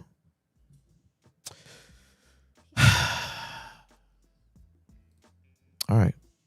Who's next? Justin, you are on with Tim Ross. Welcome to the show, my friend. Hey, Justin. Good morning. Happy Friday. How you doing today, man? Yeah, this is crazy. You have no idea how much of a long time coming this is. This is insane, and I'm nervous. Oh, no worries, man. Take your time. It's good to see you. See you too. What's going on? It's a lot. I'm gonna try to say it as quick as possible, but basically, what I need is kind of like clarification and feedback, and your advice on the situation. Okay. So back when all of you were doing Blitz Week before it was called Wide Open, Wow. Yes. yes, someone called in and I was listening, and as I was listening to their story, my heart was like breaking because like all these terrible things were going on relationally, and I was just like, it makes no sense that someone this beautiful is going through all of this. Mm. So she mentioned her Discord username, so I found her on Discord, sent her a message just to encourage her. Didn't think too much of it, and we kind of sort of kept in touch here and there. Like we both weren't using the app too much. We messaged like once every like week or so, Mm-hmm. and then about a month later, I decided to call her through the app. And since that moment, we've been talking a lot, like a lot, ever since that happened. We would end up sitting on the phone at night, just affirming each other and just fall asleep on the phone. And it was just like, I've never met someone who poured this much into me, and vice versa, just someone who I just clicked with. And so it was about mid-April. I'm a teacher, so I had off for spring break. So she kind of casually kept talking about um, me coming out there for spring break, even though we kind of decided to wait until June just to like really get to know each other. Mm-hmm. And then she dropped that she felt like she needed to be consecrated to God at this time. She just said it once, like she didn't really bring too much context to it. So then she kind of brought up me coming out there. Oh, by the way, I'm in LA. She's in Ohio. Got it. So I decided to really think about coming out there, but I was hesitant. And then she told me she told her mom about it, and she said her mom felt like it was a good idea. Um, so I just decided to go for it. Went out there for about 4 days. It was an amazing weekend. We just clicked. We were just so in the moment. Like we only took one picture together, and it was more than what I could have asked for. But then after that, life started to happen. She got a flat tire the day after, or that same day after I left. Her daughter, she went through a minor surgery with kind of helping with her snoring issues. And there were some health issues that came from the surgery. And she's also going through a transition because she left her full-time job to go into her full-time. So she just started to feel really, really overwhelmed. So things started to change. I started to just kind of be there for her, to kind of support her through like everything she was going through, because it was a lot and it was tough on her. And at some point, she decided to send me a voice message saying that she really felt like she needed to be consecrated to God right now. So she started giving more context, but she said she was making me an idol, and at the same time, she didn't want to lose me. So it was really tearing her up. But then her daughter started going through more issues, so I was still there for her, still talking to her a little bit. And then we texted a couple of days ago. She said that she feels like she just needs a friend right now, and I was kind of getting that feeling because I could feel a sense of things changing, even though we both really do care about each other a lot. Like we told each other we love each other. We're already talking about like marriage. Like a lot has happened like the short time we've like really started talking. And then a couple of days ago, we video chatted again, and it kind of like she was having a good day. Like it seemed like our old conversation. So, and she kind of like let out that she wants me to come back to Ohio. So it's kind of like confusion, and just trying to figure out where I fit in her life right now. I really do just want to do the best I can for her. I spoke to my therapist about it, and he told me he's a therapist and he's a pastor. So he was telling me that with consecration, he was asking me like, in terms of myself, like how can I be consecrated right now? And he was saying like a sense of preparedness. And I was thinking that there are some things I do need to like prepare myself more for, like moving forward. So yeah, whole lot of confusion. I'll stop there. Okay. I appreciate you sharing the context, and how cool is it that I don't know where any of these calls go or what the context is, but how cool is it that you found somebody within the community that you befriended, and it led to this relationship. Obviously, once you get here, whether it's long distance or close proximity, there's going to be confusion about what to do, how to move forward. There's always emotional logistics, relational logistics, spiritual logistics, family logistics. There's always something to navigate. So let's make it easy. Obviously, there's some. You understand that on your side, there are some things that you could be working on to be better prepared to further this relationship. And the same thing on her side, seemingly. There's time that she wants to consecrate to the Lord. There's time that she wants to be sure that she hasn't made you an idol, all these things. Cool. Right now, I'm going to ask you a question. It's a yes or no question. There's no philosophy necessary. Okay. Ideally, if all things considered were Gucci, would you marry this woman based on what you know now? Yes. Okay. Confusion solved, my friend. Everything else is just logistics. If that's where your heart is, prepare thine self. Remember, you're not in control of what she says. You're not in control. She has a free will decision that she needs to make. But if you are clear, you said that fast. With a straight face. We already talked about it. Yeah. Like, yeah. You said it with a straight face. Your face did not flinch. I was watching you.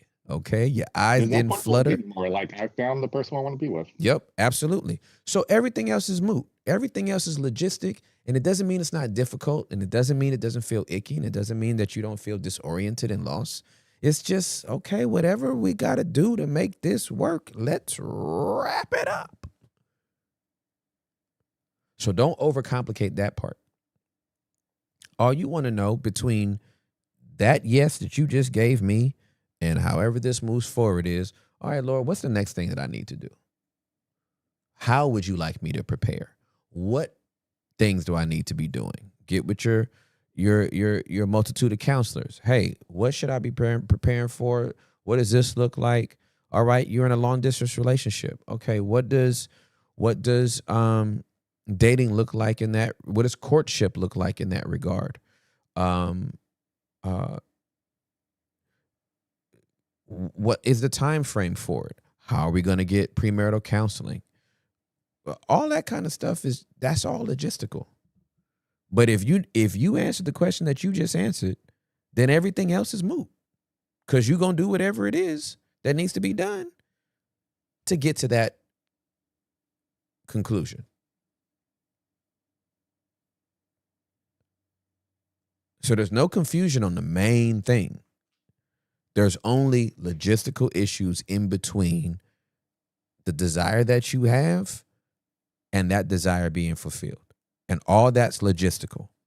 And it can be sensitive and it can be scary and that can be confusing. But you already know what you already know what the intention is. And this is, you are the man that I talk about women finding. The man who has made a decision on the woman he wants to spend the rest of his life with. That type of man doesn't have to play any other games with any other woman because he's already made a decision on this one. That type of man says, whatever I need to do financially, I'll do to make this happen. That type of man is like, oh yeah, this seems to be a challenge. Oh, you feel like this is moving too fast? You need some space. Oh, you need to be more consecrated to the Lord because you felt like you made me an idol. Take as much time as you need, boo. I'll be here when you get back. I ain't going nowhere. That type of man? That you're the type of man I be trying to get women. That's who I be praying these women find.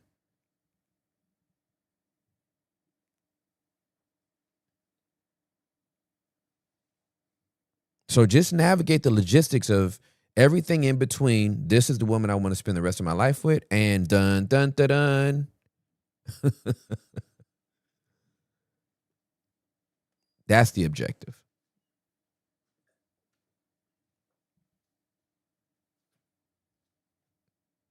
You're right.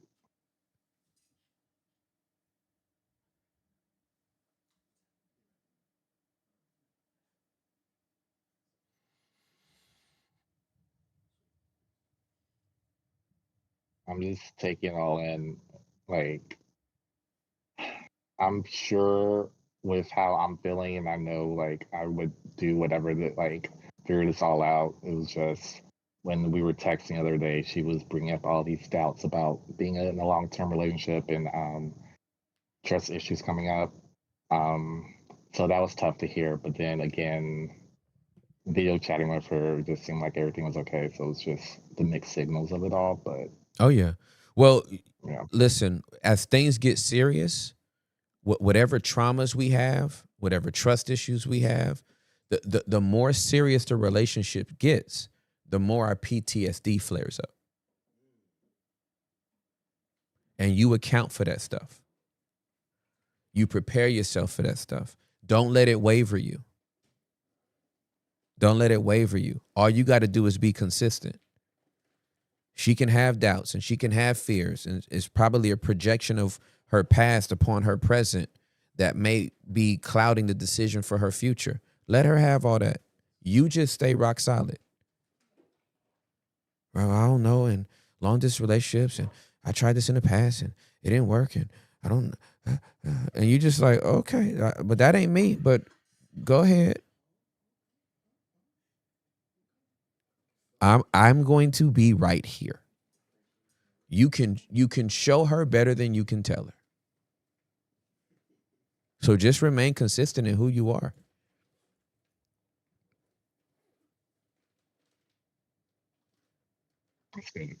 Yeah. And then when you get off the phone, call your homie and be like, "Oh my God, that was so scary."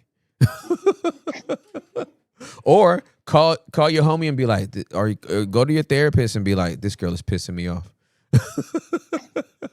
I'm tired of her being ready one day and then not ready the next day, and then ready one day and not ready the next day." Like, okay, all those flare ups are fine, but they ain't worth breaking up over, and they ain't worth trying to find somebody else and starting all over and all that kind of stuff. You just everybody marries the crazy that they have the capacity to deal with. That's it. We all crazy. We all do dumb stuff.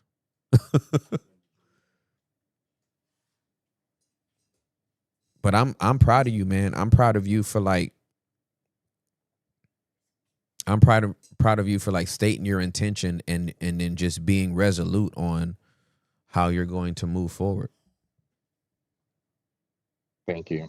I appreciate that. For sure. It's just funny because I remember watching Pastor Mike's sermon when he did Relationship Skills Reloaded. Mm-hmm. And one of his messages was about ripping up the list and not being beholden to the list of things you want in a person. And literally, this person's like everything I would want. Yeah, that's And beautiful. That's beautiful. Yeah, man. Absolutely. And that's all we want.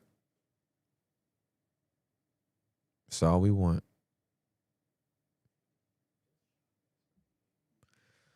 So keep up the good work, my friend. I look forward to hearing how it continues to develop. No, for sure. This is exactly what I need to hear. I really do appreciate this. Thank you. No, absolutely. I love you, man. Thanks for calling in. We're here to serve, and we're praying for the relationship. May God's will be done. For sure. All Love right. you, man. All right. Love you of too. Thank you. Love you, bye. Absolutely. Have a great day. Are you too? That's the dude I'm looking for. Y'all hear the words coming out of my mouth? That's the dude I'm looking for right there. That dude right there, that's the one you want. Ladies, take note. That's the dude you want. You want the dude that's convinced he wants you. Because if he's convinced he wants you, he's going to put up with you. Not if you're crazy. I'm not saying you can't run bro off. I've told y'all before, y'all ain't that fine. I've tried to tell y'all before, y'all ain't that fine. We will leave you. Just because you got it don't mean you can't lose it. Just because you got it don't mean you're going to keep it. Come on, dude. How about that? Yeah. Just because that's you real. got it don't mean you're going to keep it. What I'm saying is, when you find a dude that's convinced it's you, and you know you crazy, and you doing everything to run bro off and he ain't going to run off, then I need you to relax. Don't self-sabotage a damn relationship because you're afraid of somebody loving the real you He finally don't want you for his body. Calm down. For your body. Calm down. What a blessing. He finally don't want you for your money. Calm down. He finally don't want you because you're educated or non-educated or this, that, and whatever. Like the fact that he just like you for you and you know you. And he's still coming after you. And the last 4 dudes ran off when you did the same thing, and this dude's still here. You better calm down. Stop putting him through that. I understand what it is if you've been used to thugs or some roughnecks or some deadbeats all your life, and the first nice dude that comes around, you kind of pass him off because you think he's weak or something like that. But after he come back again 2 or 3 times, you better wake up. You better wake up. Somebody trying to love you for the real you. Don't run that one off. Don't self-sabotage that one. Because you holding on to your weak narrative. Mm-hmm. So I'm just trying to help some people around here. Y'all letting some good. I'm trying to help these sisters. Y'all letting some good men go off some old bull. That guy didn't flinch when you asked him if you. What? It was a non-flinchable. And what I love about him is I asked him a yes or no question. I didn't want no, yeah, well, you know, nah. Yes or no. Bro didn't even bet. Yes. That's good. And she got a baby. Y'all better stop. Y'all better stop. Trying to help. Okay, who's next? I believe this person wants to stay anonymous. Oh, good. We shall see if she wants to share her name. Hello, my friend. You are on with Tim Ross. Hello, can you guys hear me? We can hear you loud and clear. How you doing? Perfect. I'm good. Okay, I had to mute my TV. No worries. Am I supposed to be able to?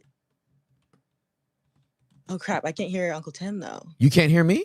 No, I can now. Okay, great. Cool. Well, hi, Uncle Tim. Hi, how are you, Nisi? I love you. I love you. I'm so good. It is. I don't know. I'm really excited to be here. I'm excited to chat with you, ask you some questions, get your insight. Absolutely.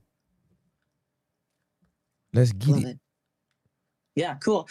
Sorry, I'm like looking at the TV. I'm like listening on here, so my bad for the delays. No worries. But, no worries. Okay, perfect. All right, so my question is, so I really want to hear about your journey on like learning to regulate your nervous system. And I have like kind of 2 reasons why I ask that. So I can share context like whenever. Yeah. Or if you just want to start sharing your thoughts, it's also great. I love context. Okay, perfect. So I asked because I am a therapist. And so this is my 2nd year like working in the field. Okay. Well, I guess my 1st year actually working, and then in school you have to do like 16 months of internships. I'm like learning along the way. Yep.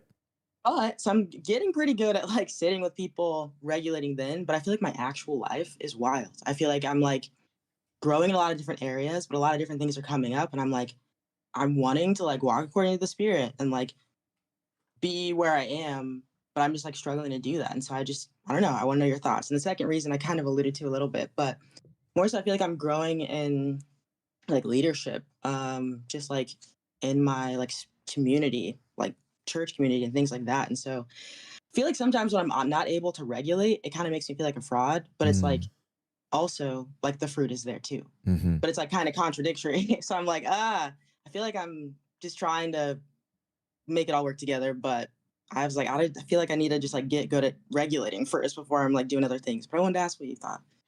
Yeah, absolutely. So first of all, thank you for choosing this career path.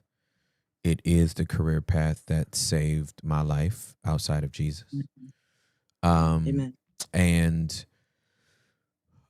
regulation, let me just give you a life scenario. It is. I'll give you what I do in real time when I'm on calls that are heavy. And y'all have, if you go back and watch it, you can actually see me doing it in real time. When somebody calls in, because I'm an empath, I feel everything obviously much deeper than the average person, because Yeah. I can actually, in my mind, which is a movie theater, Yeah. it is a virtual reality movie theater. Um, I don't know if you've ever been to the amusement parks where the ride or the seats move and like air will blow and like Oh yeah. water Or will, like 4D. yeah, and like water will spray in your face, and like that's how my mind is. So when somebody's telling me something, if I don't regulate in real time, I will just be crying on the whole episode. Okay. So when I hear something very, very heavy, one of the first things I do, and I've learned to do, is take very deep breaths, right? Like just, Okay. that's like the first thing I do. I put my hand on my chest, literally, only to tell my body that we are okay. Mm-hmm. It is my first grounding technique to not leave my body, Okay. to stay good. to stay present, and to self-differentiate. Like, this is their story. I empathize. I feel, but I don't have to join. Yeah. So the hand on the chest is like, stay here, Tim. Don't go away. Stay right here, right? Stay in your body. So that's the empathic side of me. When I'm dysregulated because somebody has pissed me off, Well. this is a different modality of regulation. Okay. So usually, in that type of situation, I still need deep breaths, but then that's when I'm usually doing this. That's when I need to feel. Mm-hmm. And so, this gets to me so fast because of how sensitive your palm is. And I do that a couple of times, and it just, there's a lot of nerve endings here. If anybody ever scratches the inside of your palm, you will know how sensitive that actually is to do. Mm-hmm. And how icky it is if it's unwarranted. It's like creepy. I don't know if has anybody ever scratched the inside of your palm? It is if you don't want it, you're like, what is happening here, right? But I do that to just, first of all, feel something different that's not maladaptive. Okay. Yeah. So my maladaptive forms of feeling something different used to be masturbation, because Yeah. no matter what, because I was a people pleaser, and I never had boundaries, and so while I was angry with everyone externally, I kept it internally, and I wound up taking it out on myself through masturbation. Mm-hmm. Because I wanted to feel something different than the anger or the fact that I didn't respect myself enough to put up boundaries and all this kind of stuff. So now I don't do that. I just do this. So I only need to do this a couple of times, and I can feel. And then it's walking through like just the thoughts of why I can't punch this person in the face, and then being curious enough to find out what is it about this situation that has angered me so much that I want to punch him in the face or pistol whip him or shoot them. Yeah. And I can get to that pretty quickly now, in most cases. But the interrupter for me is this. This is my grounding. The moment I do that, I'm grounded again, and I'm regulated, and then I can be curious enough to find out what the situation is. Okay. I'm trying to think of if there's the other one is okay. So like the death of my dad, and like super frustrating things. I'm a verbal processor. I'm not a journaler. I don't write or journal. I talk. Mm.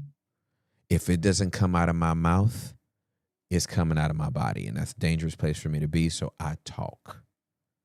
I don't have after holding the secret of my sexual abuse from 8 to 19. After those 11 years, I made a promise that I was never going to have a secret as long as I live.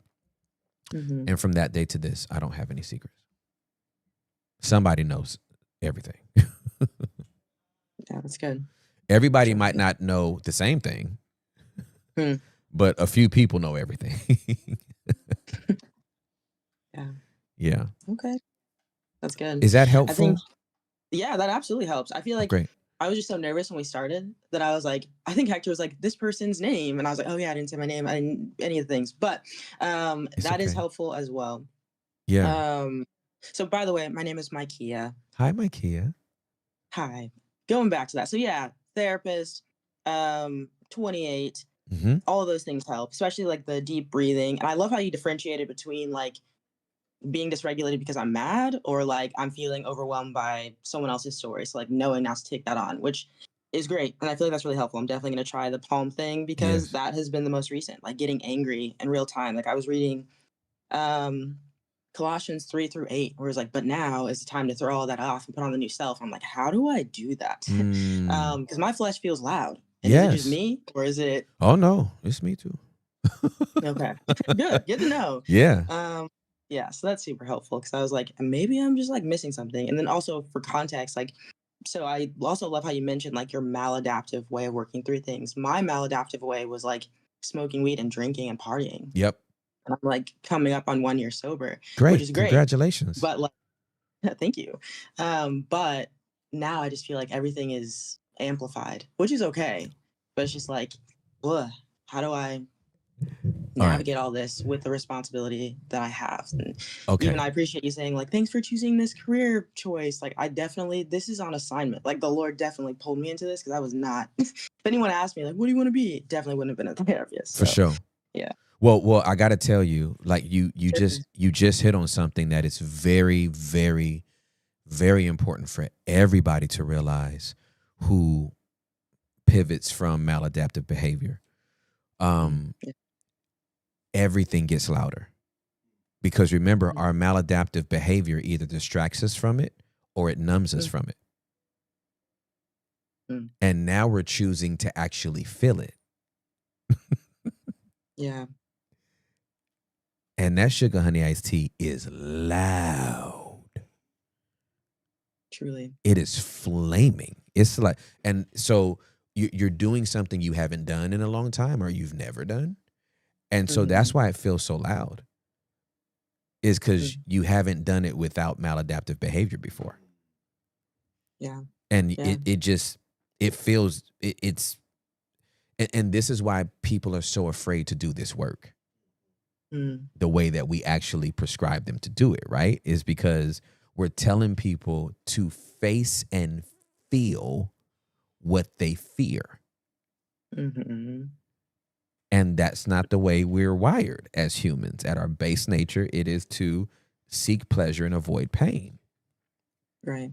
So to tell somebody, oh, don't use any of your pacifiers, the maladaptive ones. Let's go ahead and feel this. Yeah. And still go like work out and still go like swimming or walking and reading and journaling. None of that feels as good as rolling up a blunt, and drinking and going to the club, right? But we know that that's temporary too. So asking people to do the harder thing is what we're about, and you will get used to the new feeling that you're feeling. It will not always feel this loud. That's good. You're just not used to it yet. Yeah, I hope so. Yeah, I definitely believe that though. I think my follow-up to that is yes, and I'm grateful for like the, just where the Lord has brought me and all of that. Mm-hmm. Know that you're someone that has constantly had a lot of responsibility. Like, what does it look like to steward that well and like be working through what you're working through? Because I would say, like, for me, like, I feel like, I don't know, like, you learn about like what it looks like to be a therapist, like, and you learn theories. And I think some of my natural gifting is just like being calm and being with people and like holding space, which is a blessing. But it's just kind of like, I don't know. I feel very responsible, which is great. Yeah. It's like, how do I not let that get in the way? And like, I guess it's probably shifting between like which one has higher responsibility at different times. But like, can you speak to that at all? Because I know that you've always, had to be a good steward of all the things you're carrying. Yeah, absolutely. Well, I feel like when I first started, I was I felt more responsible for others than I felt responsible for myself. Mm. I was helping people at the expense of me. Mm. And now I help people out of the investment that I've made into myself. Mm. So I am no longer operating in the red. Okay. Yeah. That's how I started ministry. That's how I started church. It was like, at the expense of me, I will help everybody else. And now it's at the investment of me that I help everybody else. I show up on this couch daily full because I make sure the mask is put on me and I breathe in the oxygen before I put it on anybody else's mouth. Mm-hmm. And so that is a when you do the type of work that we do, we are in the people business, and we are in the business of helps. And it cannot be at the expense of ourselves. Mm-hmm. So help you first, help me second.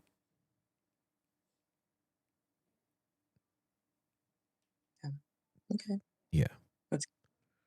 I guess, did you always, excuse me, did it always feel like, or I guess, how did you make the shift from like being in the red to then like coming from a full place? Yeah. Well, what happens when you're in the red and the withdrawals are still being made? Checks start bouncing. Mm. Yeah. Right. And Mhm. I had a lot of bounced checks.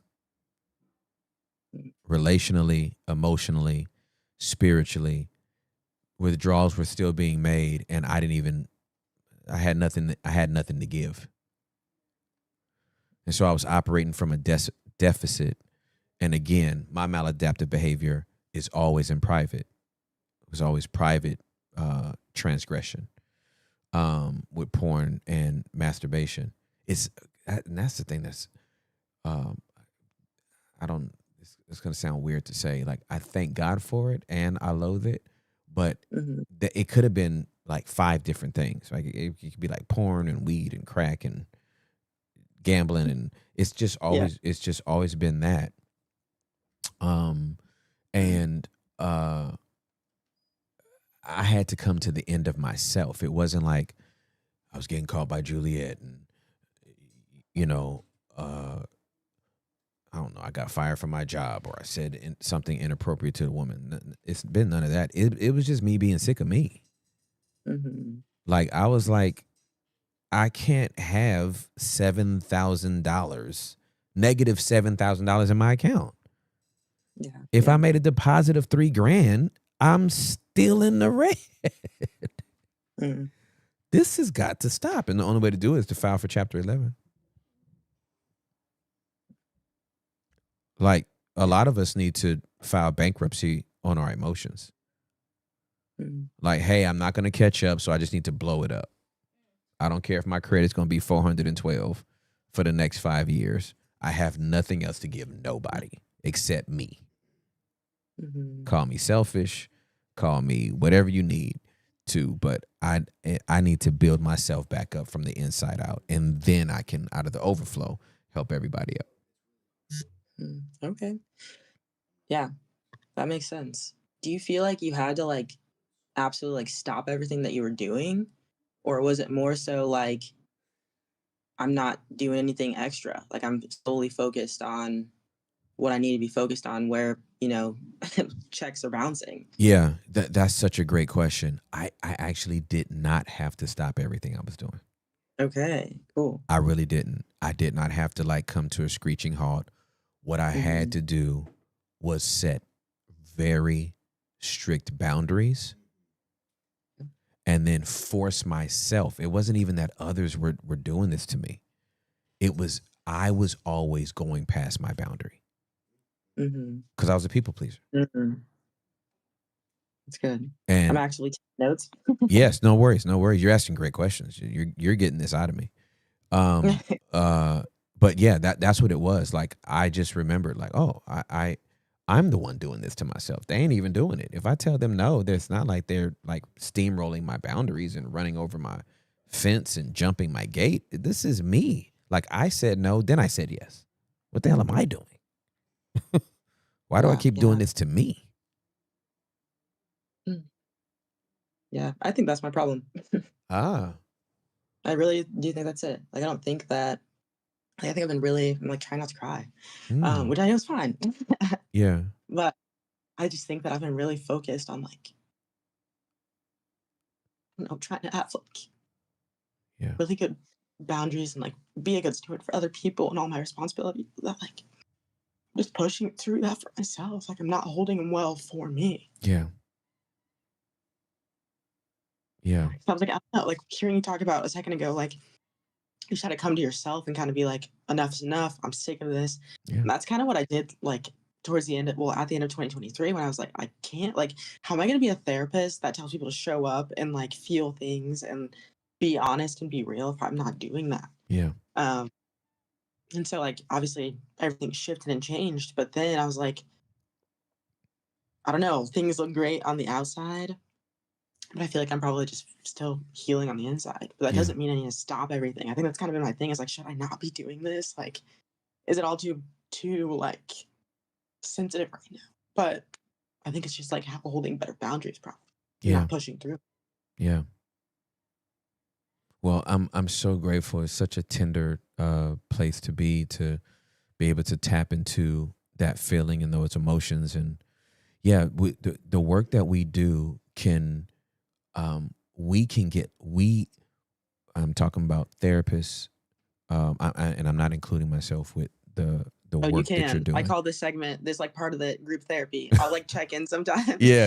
Like, they just started the group therapy part. I got to tap out because I got to go deal with something else. But I'm like, this is so sweet. I love it. Yeah, we are in social services, right? And so, social service workers lose themselves. They lose themselves. That's why after they help everybody else, they go buck wild. Because they locked in for everybody else except themselves. Yeah. And instead of saying, wow, I could see 10 people today, but I'm only going to see 6. Because anything over 6 is when I die. Yeah.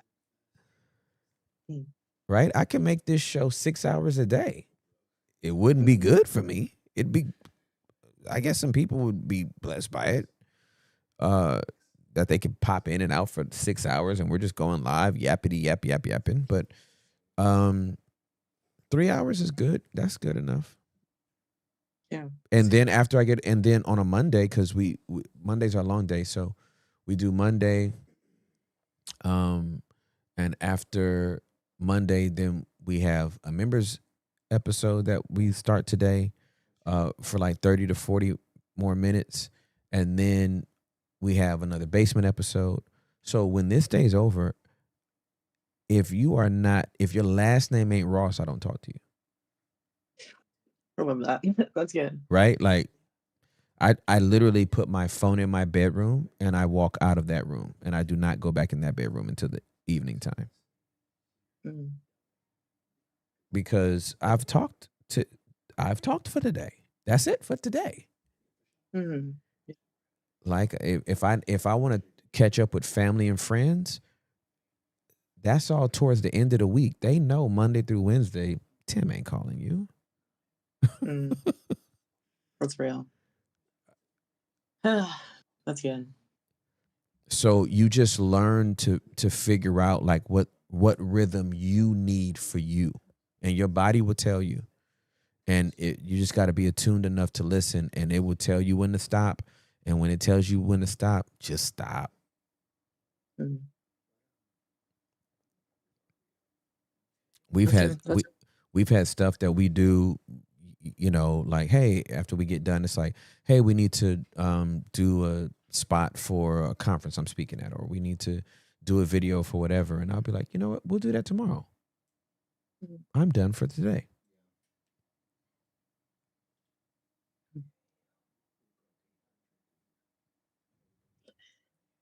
all right. Yeah, that's good. I don't know. I think, you know, when it comes to boundaries and things like that, I think when we first set them, we can feel like we're neglecting things that we shouldn't. Mm-hmm. But I would imagine you probably don't feel like you're neglecting anybody else. Um, when you do take that time, you're like, all right, talked for the day. Yep. If it's an emergency and you need me, we That's can go right. from there. But yeah, I think in my brain, I imagine myself as like, well, you're gonna feel so bad. Like this person's gonna need you, you're not gonna be there, or whatever it is. But Yeah. uh, hmm. Yeah, my mom used to say this when she went to go pray nightly, and then I wound up getting I had the opportunity to tell my boys a week and a half ago when Juliet and I went away for our anniversary. I told them, I said, and this is literally verbatim what my mama used to tell me. I said, hey, we're going away. We'll still be in the Metroplex, but we're not telling where we're going. Do not call us. We will call you. I said the only exceptions are if the house is on fire, if the house goes up in flames, call us. And obviously, if somebody's trying to break in, call the police first. You know where the guns are. And then call us. I said, if someone dies, do not call us because they will be dead when we get back.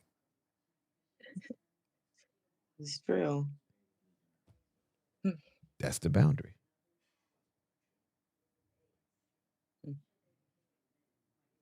Okay. I guess my like final question on wrapping this up is it just left me. What was it? Mm. Oh yeah. Does this feel like? Because I love how you also said earlier. You're like, we're in like the profession is just like focused on service and helping and things like that. Does this feel like an obvious thing? Like I think everybody knows when they get into something like this, especially when it comes to therapy. That's like the first question I get. They're like, "You're 28." I'm like, "I am," and they're like, "Well, how do how do you know about life and how do you know all these things?" And I have answers and I'm real about certain things and I'm real about everything. But like you said, you don't tell everybody the same secrets or anything Right. like that. But I don't know. I feel like I can't tell if I'm just like again being sensitive because like everybody knows when you get into a profession like this or you're like growing in leadership in your church or whatever it is, like it's gonna take more from you. Mm-hmm. Like I don't know, am I being too, I don't know, not tough enough about this? I don't know. In terms of, would it be hard for you to elaborate on that? Yeah, so I guess what I'm trying to say is like does this feel like too obvious of a thing to be like struggling with, or is this kind of like standard? I don't Oh, know. yeah. This is common to man. Okay. Okay. This is very common to man. You are not alone. I promise you. I know therapists who have been in the practice for 30 and 40 years. Mm-hmm. And they're not going to get through a year without having this type of a phone call.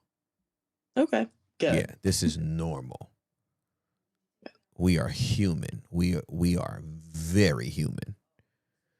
And we are not above it. We know it and still need it. Okay. Yeah. Yeah. That's good.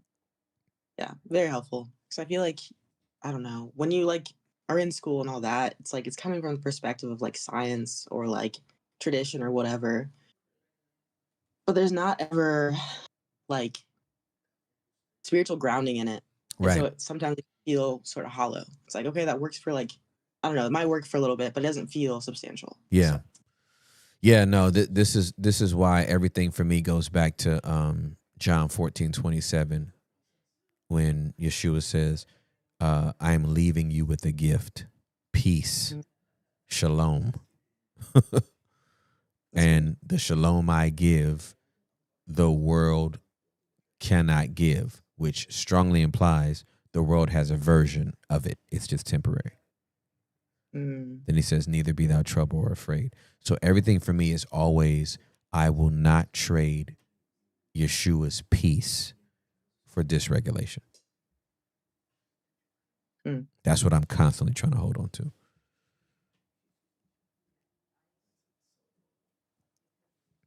Okay.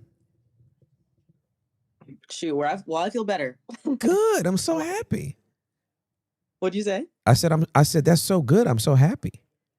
Me too. Yay. Thank you so much. I appreciate your time today. Absolutely. It's my honor to serve you. Thank you so much for calling. Absolutely. I'm looking forward to the rest of the show. I've been, I don't know, even back when it was B-side and you started everything, or, Basement, it was very, very helpful, and it continues to be. So thank you so much. You're welcome. You're welcome. Have a great day. You too. Okay. Thanks. Bye. Bye. It's the homie, man. I love it. You guys were locked in with the lingo, the language, differentiated, Oh, all of that stuff. Yeah. It's dope to talk to somebody else that's working in the same field, getting it in. Before we hop on this, can I ask you some of your thoughts on this? I was thinking about the caller, the gentleman who called in asking about like for some dating advice and like life choices and all that. Would you say that because of the platform and the format we do here, it's just helping people's emotional intelligence and self-awareness, which is in forth going to make them a great partner in the future? There's no way they can listen to this 3 hours a day and still have a low emotional intelligence. There's no way you can listen to this 3 hours a day and be a bad communicator. Yeah. You can't listen to us 3 hours a day and be a bad listener. What? So like whatever you consume, you resume. Like whatever you consume is what you turn into. It's really good. And this content will help you grow as a person. Yeah. Even if you don't want to. Because if you don't want to, then that means you're doing it intentionally. At least you'll still be aware. So I'm good either way. That's fire. Yeah. Ikea had some great questions, man. She did. Absolutely. Carla, you are on with Tim Ross. Welcome to the show. Hi, Carla. Hi, Tim. Oh, I'm so excited to be here. Okay. I love you. It's good to see your face. I love you. I love Derek, Hooley, Hector, everybody. I have to say today, hearing Hooley's laugh just made my whole day. I missed it while she was out and while she was sick. So, Yeah. It's a different show. It just does. Love you. It's a different show without Hooley. We don't know what we're going to do when she goes on maternity leave. Right. I'm Yeah, not I'm not leaving. saying I don't like it without Hooley there, but we definitely see the difference for sure. And you guys are just an awesome group, awesome dynamic. Anyway. Thank you. Love you, Carla. I've been paying attention to a lot of stuff that you've been saying today. So you definitely dialed in my question today. Okay. So thank you for that. Thank Absolutely. you for our callers and everybody. Today I am seeking or asking for encouragement / hope and perspective. And I guess I just need to feel like I'm being heard. Okay. I am a full-time salaried manager for a big box retail. My job is a big job, and I work 50 plus hours plus an hour drive. Wow. And I live in the rural side of Houston.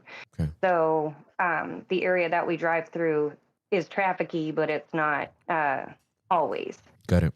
I have 3 of my own kids, 2 bonus kids that were adults when I got married to my husband. I have been divorced. I have a lot of background history that God was not involved in, but in 2010, I reconnected with Jesus, found my church, moved to Damon. I'm the Damon, Texas that pops up when you're like, wow, that's named Damon. Yeah, for sure. Absolutely. So I am from North Dakota, South Dakota, being raised, so it's a totally different thing here in Texas. When you talk about the difference between Texas and Cali, I kind of relate to that on a more rural perspective. But my biggest struggle right now is just stability emotionally in work and at home. The biggest issues that I'm finding is after listening to y'all and trying to do therapy, I've struggled with therapy because of my time. Got it. Understood. I think that I'm definitely needing to file bankruptcy on my emotions. Okay. I literally don't have time outside of going to work, coming home, and dealing. I have my mom who lives with us. She has dementia. Wow. And we are about 3 years or 4 years in, but 2 years into the thick of it. Got it. We recovered from a lot of health issues, praise God. But there's still a lot of taxing there. My middle child is on the spectrum and has ADHD, and he's 17. And this is where the dysregulation gets really bad. I'm dealing with him and my mom butting heads. I'm dealing with him and his stepdad butting heads. And I'm dealing with a lot of stuff that I can't fix in him that I have to hand over to God. My 28-year-old is in the military, and when he was this age, we actually sent him to live with his father so that he could figure stuff out. And we're trying to let God be the leader in it and guide our family, but there's so much reaction that I feel like all I'm trying to do is not react. And it is just I'm a very explosive person. I'm very loud. I talk a lot. Yep. And so it's coming out now at work. It's coming out now in any complicated situation. So I've really been going to God. I've really been spending time in the Word, but I'm also noticing that I take on other people's emotions really easily anyway. Yeah. And it just is an overwhelm that I'm sitting at that I can't maintain. For sure. So that's kind of where I'm at. Absolutely.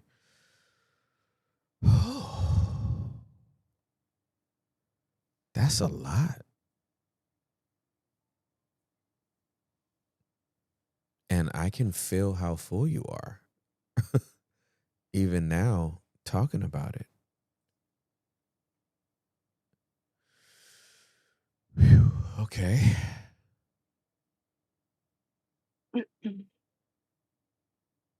And I don't want to add in what I do. I think my biggest, over the last 4 years, God has just been rest with me. Just, lay in my green pastures, just rest. Yeah. And I think it may be just how I'm thinking, but I think I took it too far. Like, I literally am just like, I don't feel like I get enough rest. I don't feel like I get enough peace. I don't feel like I get enough sleep. Recently I started crocheting, which is a great thing for me. I sound like such an old lady. I'm a year older than you, by the way. So okay. It's all I know good. I'm not old, but I feel like an old lady when I start talking about crocheting to relax. But that's the one thing that has actually helped take the edge off of everything. Yeah. But now it's almost like I hyper focus on it. I have ADHD as well. So I think I have to be able to understand where I'm regulated and where I'm dysregulated, because sometimes it feels more comfortable to be hyper focused than to be focusing on everything else. Understood. Okay. All right. So I want to go straight to hope. this too shall pass. And I'm not oversimplifying this. I just want to let you know this is not the rest of your life. Yeah. This is a hard season. This is not the rest of your life. Yeah. Okay.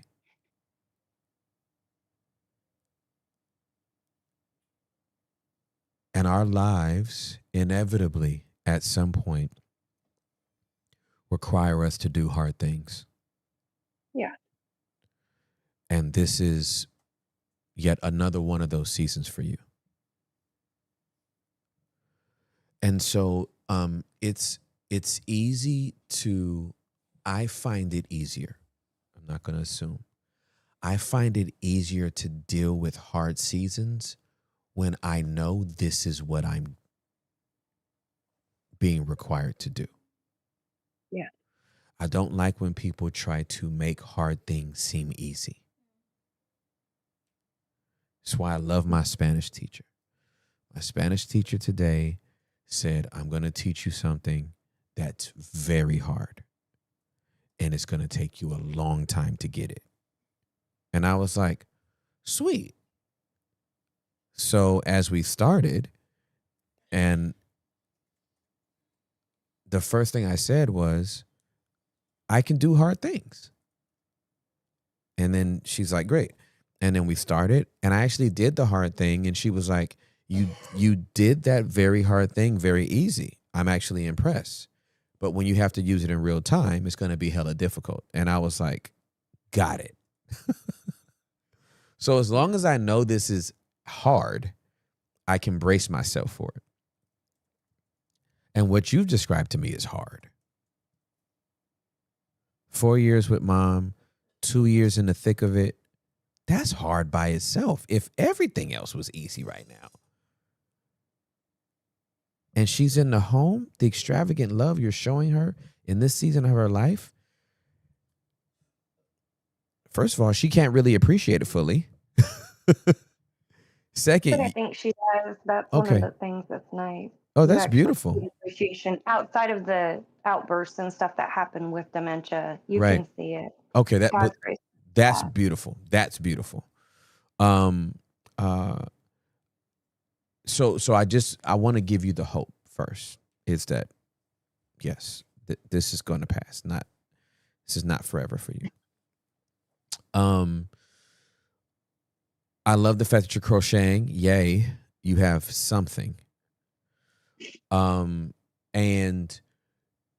I don't think I've ever said this before now. So this is more ideation than it is prescriptive, okay? I really like the idea of, if I can't get to a therapist, I'm going to listen to audiobooks on my situation, or I'm going to listen to a few therapists' podcasts that talk about this specific thing or around this specific thing. I know how life is, and I know what time constraints are. I know what budget constraints are. When I tell people that every person in the world needs a therapist, that's on a spectrum. I just want people to be agreeable to this work, right? Our previous caller, who's being certified to be a therapist, said this is group therapy, and it is. Yeah. I don't have all the letters, I don't have any letters behind my name. I was going to say I don't have a lot of them. I don't have any letters behind my name. I'm a client, right, of therapy. My mind has not gone through the intellectual rigor of higher education to do all that. And yet this is a powerful place to start. And so you got some time to do it here. Yay. If you need to call back, yay. If you find 2 or 3 others that you can do this with, yay. Right? Because you just can't have this trapped in your body. That's my main thing. Everything goes crazy if this does not come out of your mouth in words. So just you being able to put it into words and to be able to cry about it, your body's going to regulate and you're going to be able to make it one more day. Yeah. I'll never forget this guy who's a Navy SEAL, which it's like Navy SEALs are legendary. It is almost folklore how hard their training is, right? I'm sure Army Rangers would have something different to say, and so would Green Berets and all the people. But Navy SEALs seem to be, you say Navy SEAL and everybody's like, ooh, right? This guy said, they subject them to hell, right? They got to lay in front of a beach while all the water comes in from the tide and just keeps washing over their face for like 6 hours. Something crazy. And the guy goes, so the guy that's interviewing him says, how did you make it through BUDS training to be a Navy SEAL? He goes, he said, there's only 2 things I kept saying to myself the entire training period. They can't kill me, and they have to feed me. He said, those are the 2 things I kept in my mind, and that's what got me through the training. It wasn't that I'm tough. It was just, I can't stay out here so long that they'll kill me. I'm not going to freeze to death, and they can't drown me, so they can't kill me. And at some point, they got to feed me. I don't know when that is. I don't know how much that is, but at some point, these fools got to feed me. Right? And they got to let me sleep, even if it's for 20 minutes. And that's how he got through. And that's how you're going to get through this. It's going to be, God, I know you would never put more on me than I can bear. And even though this is hard, it's not impossible. I tell people that all the time. Are you doing something hard or are you doing something impossible? Because God's not going to tell you to do the latter. So I applaud you for your resilience and for your awareness that you need this space to process and to talk. Because sometimes just being able to talk about it regulates the body if nothing changes. Just the fact that you got to talk about it, your body goes, oh, thank you for acknowledging it. I appreciate it. We'll leave you alone for 22 hours. And I think that's really important, like just to hear somebody say, just because I don't think, at least not in my entirety, anybody's ever said, if you just talk about it with somebody and be heard, you'll feel better. I think a lot of, I don't know, maybe it's the way Hollywood has us set up for life with what they feed us, but it's that whole thought process of, well, I'll just cram it down a little bit more. Yeah, and that's and that's the worst thing we could do. Yeah. Yeah. That's where ulcers come from, high blood pressure comes from. Cancer can pop off like that. Stress manifests in a multiplicity of ways. I've had loved ones whose teeth has fallen out, their hair has fallen out, their skin breaks out, and it was all because they didn't have nobody to talk to. It wasn't an allergic reaction to anything. It was just stress uncommunicated. And that shall not be you, Carla. Yeah. And I think that's something I need to thank you for giving an example of, because I'm a reactive person, and when my kid is frustrated, he is very loud and violent in his response. And I've had to learn to be quiet and listen more, and be more, just let me hear what you're saying. Take a beat, let it sink in, and then give a response that helps him regulate. And with him being on the spectrum and having ADHD, we've had issues with him since he was little. My husband and I married when he was 4. Mm-hmm.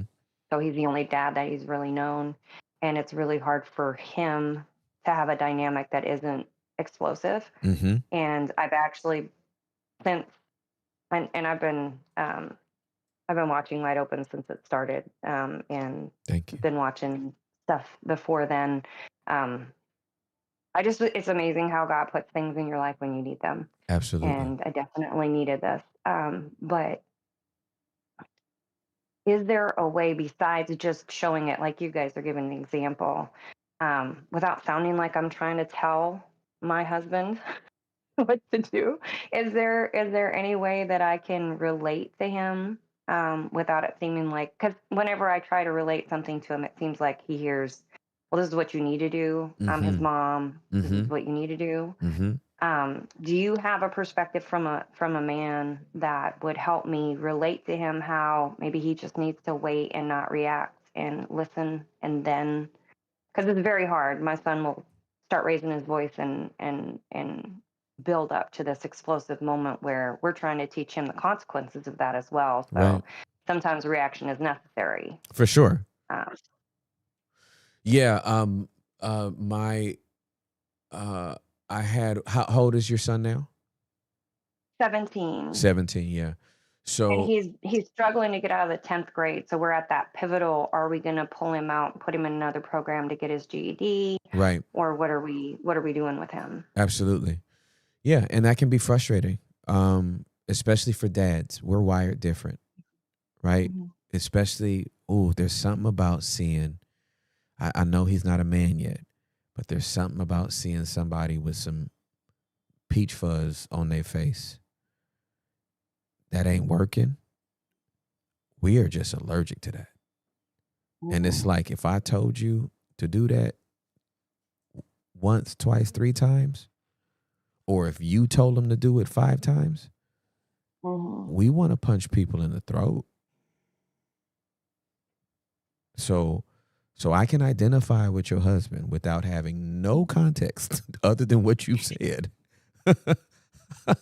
I understand that man, okay? I understand that man.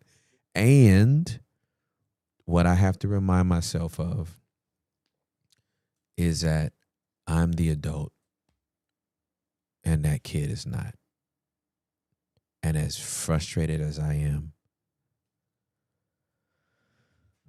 I must make sure that I am not misrepresenting the heart of God to my son That's good. in my actions.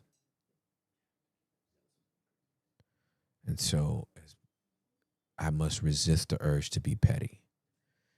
And I must resist the urge to only point out everything he's doing wrong and not celebrate anything he's doing right. I must resist the urge to withhold affirmation and love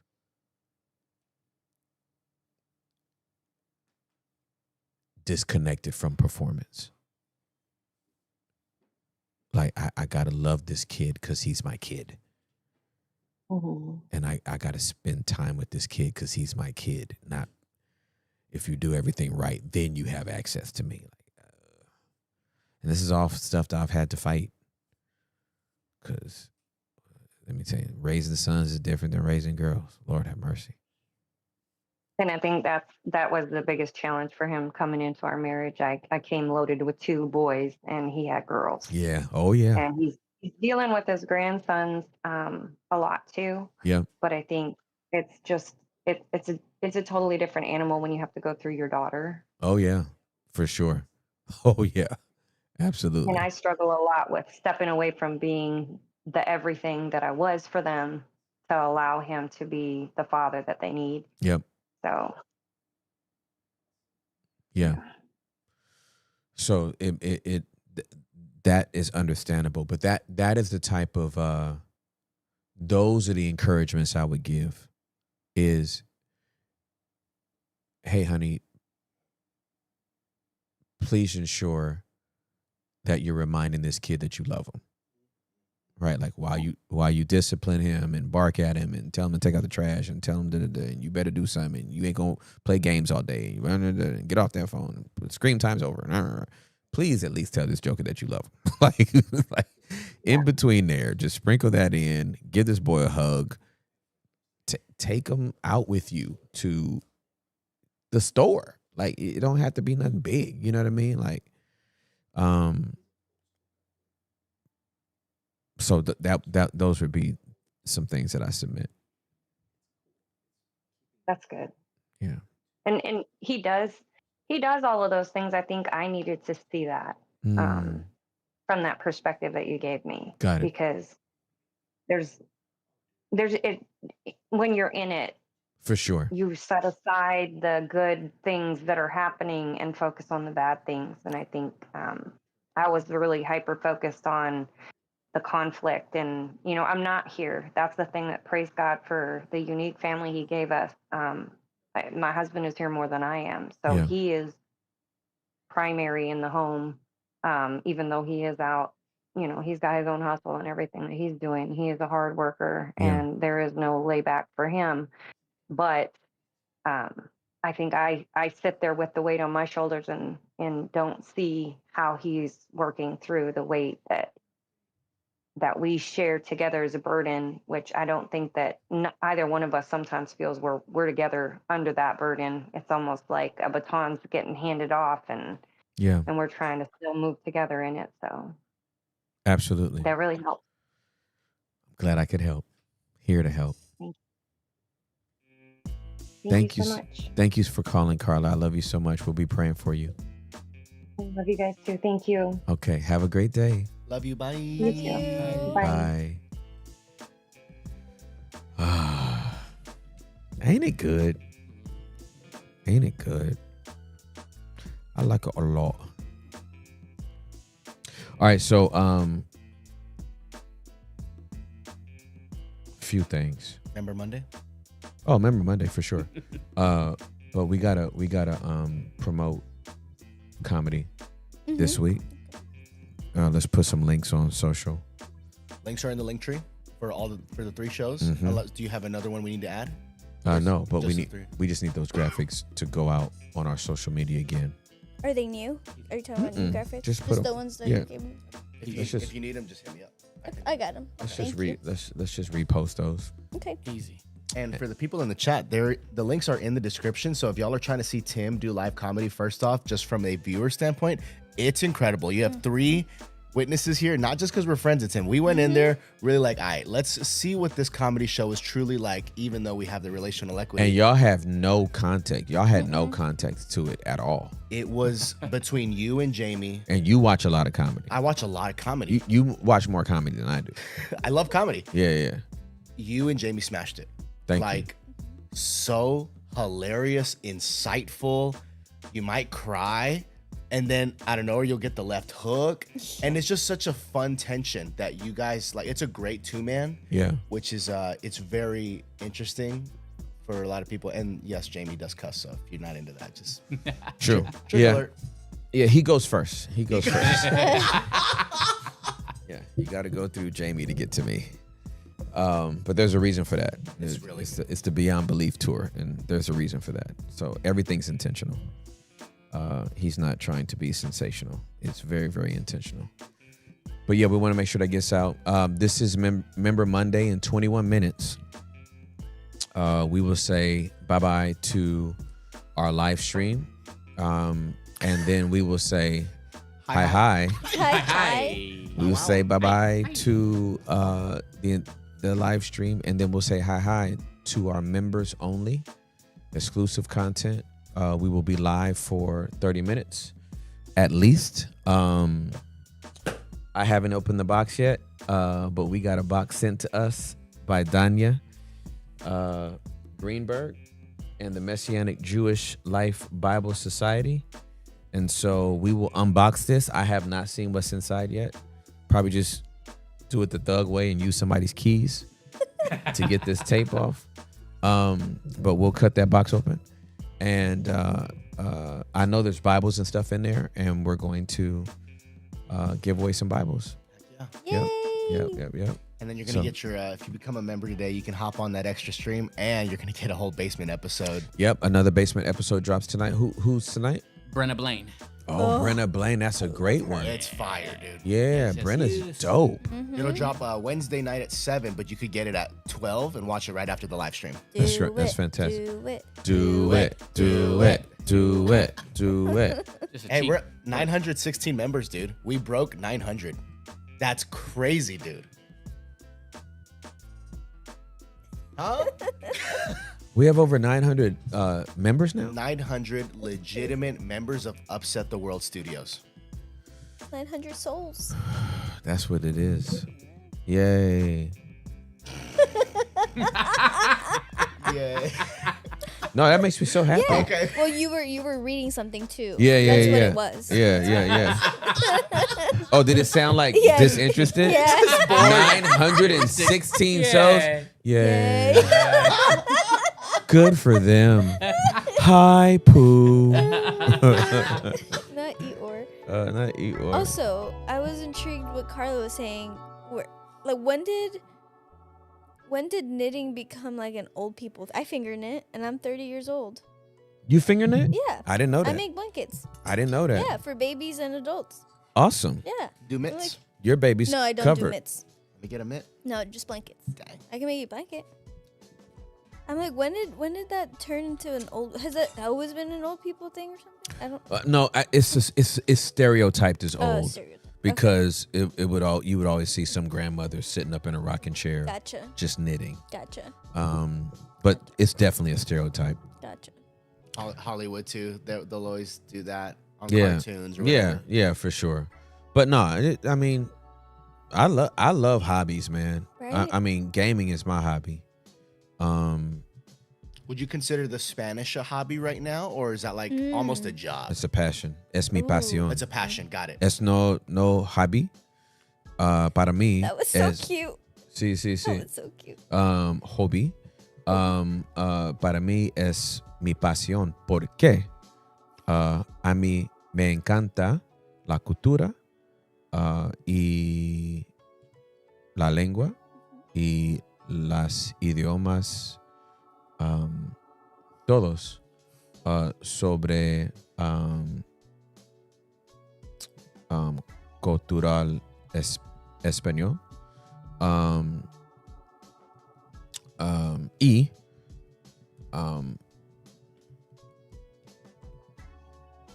yo quiero hablar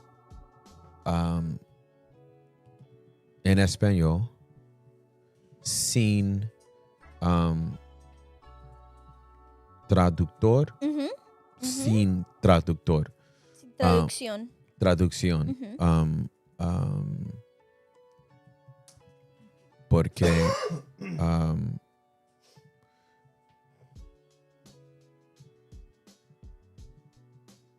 yo quiero ser con hispanohablantes. ¿Estar? ¿Quieres estar? Estar, oh yes, sí, estar. I want to be. Yo quiero estar hispanohablantes fluido. Yeah. ¿Sí? Fluent. Yeah. Sí. Yeah. Y Fluido. no traducción, no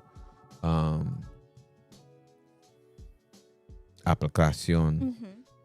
Simplemente fluido conversaciones con hispanohablantes. Sí. Míralo.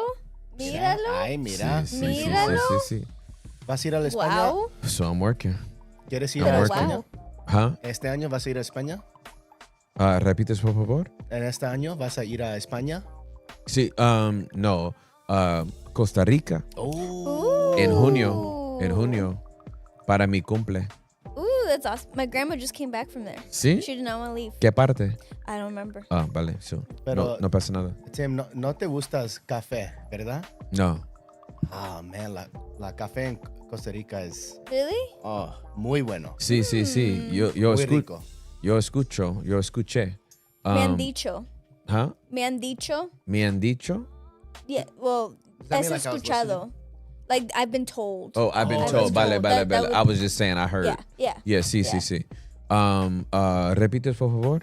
Me han dicho. Me han dicho. Yeah, or you han could dicho. say escuchado. Vale. Yeah, that's fine. Sí, sí, That's sí. great. Me han dicho.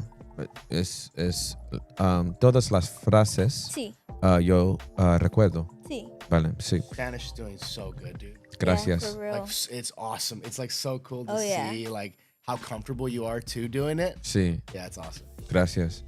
Yesterday, ayer, Mm-hmm. en la iglesia, Ciudad de Embajado, Uh-huh. uh, Okay. Okay. Sorry.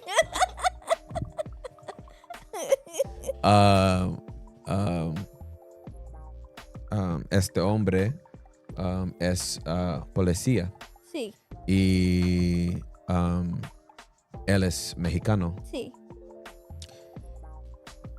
Y antes yo salgo Ajá. la iglesia. Mhm. Nosotros hablamos en español un poquito. Wow. Y ayer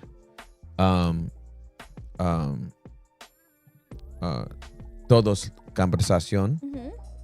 en español. Wow. He got chills. No way. Like he was like, Wow. because we could have a whole conversation. I understood everything he was saying. He understood what I was saying. A Mexican police officer. Yeah. What did you guys talk about? He's been one of our police Oh, so officers. you know him. Yeah, at Oh, Irving. okay, Yeah, gotcha. yeah. Gotcha. He's been one of our guys the whole time. So he's dope. That's awesome. Super dope. That's really awesome. Yeah. I'm like, Latin America's getting a gift by you learning Spanish. We're Oh, getting a huge listen. gift. Second half of my life, y'all might not ever see me y'all might not ever see me again out here. Be like, where's Tim? I think he moved. He started a cartel. Yes, those. That's what I'm being mentored by. I'm being mentored by the cartel. Oh, no, not Because the I'm taking cartel. over. I'm taking over Sinaloa. It's just Tim and Chris Voss in Mexico. Dang. That would be cool, though. Tim Ross is the successor to the Sinaloa cartel. All of a sudden, no one's dead. That part. Everyone's alive? What's going Everyone's on? alive. Except for their flesh. Oh my god. Esparza. Sí. Es Esparza. Es mi amigo. Anyway, yeah, so yeah, let me just give elaborate a little bit more on Member Mondays. Member Mondays are this new feature that we have for our members, which I'm super excited about. Like, obviously, you don't have to see it live because it's going to live in the members, whatever you call it, Column. the members column. I don't know what to call it. In the member space. We, ha- Hey, all of our membership episodes will be in the members room. What? we have it at the top, like right when you open the YouTube homepage, whether you're a member or not. We kind of just rub it in your face, like, yo. What? Is that what you do? You it's like- rubbing stuff in? Not like, that, not like that, but it's like, you know, the members are, if you're not a member, it's the first thing you always have to see if you go to the Upset the World homepage. It's at the Okay. top. And you're doing it to shame people? LOL. I Is really- that your heart? I didn't mean it that way, but I have anger. You have anger. That's not true. Do you have anger with the people that are not members? Yeah, they got to lock in. They got We got to. 3,000 of y'all watching every day for free. I need y'all to lock in. Y'all spending $40 at Papacitos tonight and 2 Dang. margaritas. Please calm Not down. the call out. Wow. Not Vulnerability the cartel. call out. Wow. That dude, okay. You meant that thing. Sure did. He said it with his chest. He too. said that with his whole chest. He was like, dang, y'all about to go to Papacito. Spend 40 piece. Spend $40 on margaritas alone. You haven't even ordered fajitas Is yet. that place even good? Huh? I've never been. Good. Papacitos? Yeah. Papacitos. I've It never- is. It is? Okay. Yeah, it Never is. been. Good Tex-Mex. Okay, good, Good to know. Tex-Mex. Hey, yo, speaking of some vegano food. Oh, let me stay focused. So anyway, Mondays, just to repeat, Mondays are now member Mondays for our members. We go live at 12 just for members. You'll find out what we talk about on that side when we get on that side. I'm not going to even give any of that away. And today we got giveaways, which I'm super excited about. Like super excited about the giveaways. So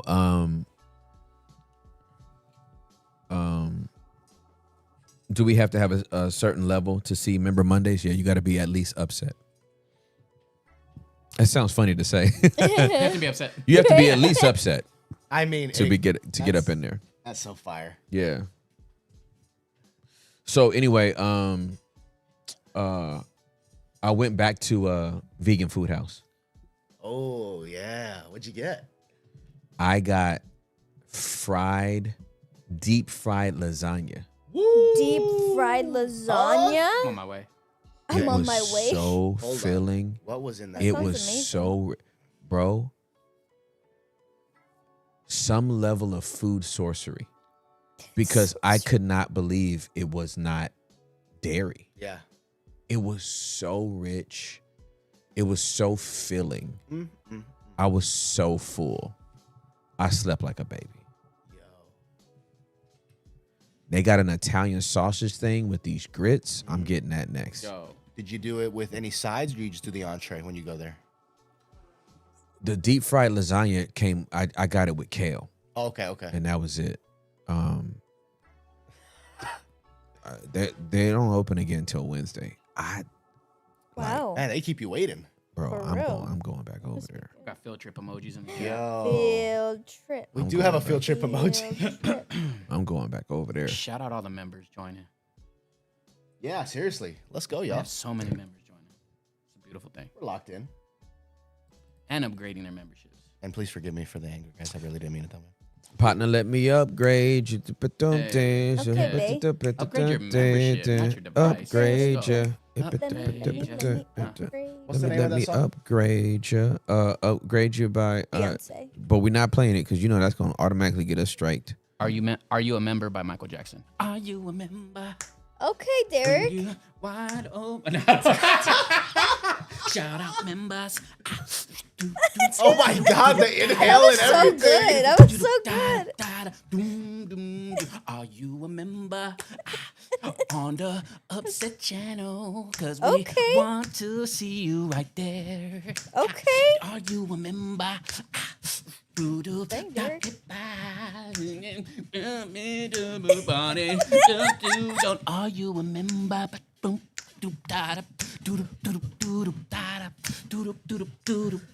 Upgrade your membership. Let's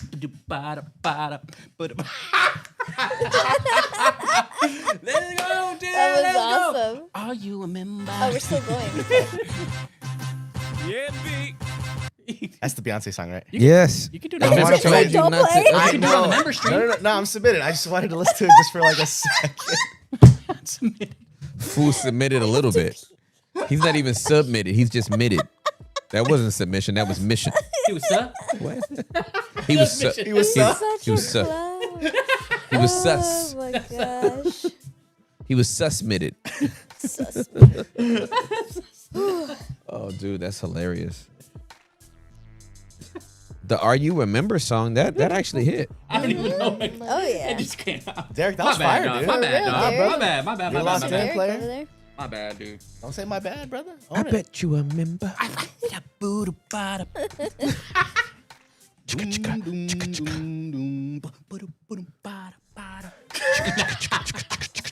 Hector's partial obedience is On the still street. Partial. You and me. What about? Bro, he was. He's he, encouraging. bro, I would love to be a fly on the wall in that studio session because Michael was serious. I gotta tell y'all something I don't know if I've ever said out loud. Hey, yeah. I'm gonna say it. I'm gonna just have to go ahead and say it. Michael Jackson's listen, okay. Let me just say it. All right, I'm just gonna say it. When Michael Jackson kissed Iman in that video, I knew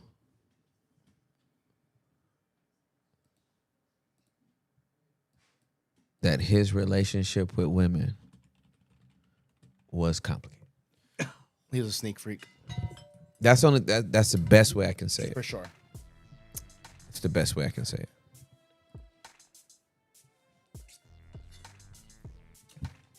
That's the only thing I can say. Amen. His relationship with women has to be complicated. Because he don't be kissing right. Some look off. Nah, bro. He had Iman. If I'm in, listen. Look at this hug. What is it? Look at this. Bro, he's like slouched in. Like, it's very, you know what I'm saying? Let me tell you something. Iman, you in a video with Iman. It's over, daddy. And you got a chance to kiss her. Tent City. Tent City. This is the one. Macking her dizzy. Oh, dude. Do you hear the words coming out of my mouth? Look, he looks afraid. I'm macking her dizzy. I could not do what is happening here. It's over. There's just...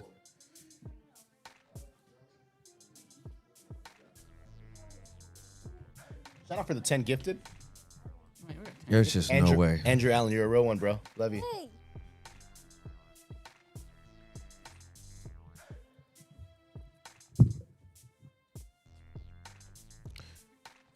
Diana Ross broke that man's heart. Is that who did it to him?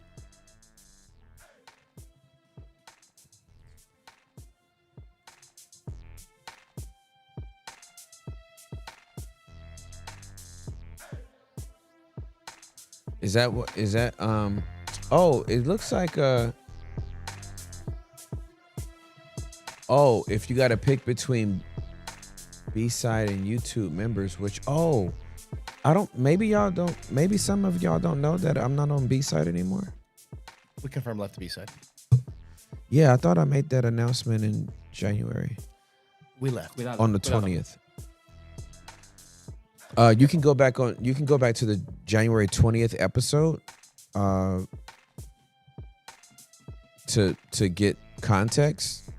I won't talk about it now with 3 minutes left. But if you become a member, we'll talk about it on the stream. No, we'll give you all the tea. 935 members right now, full time. That's nice. Yeah. Thank y'all.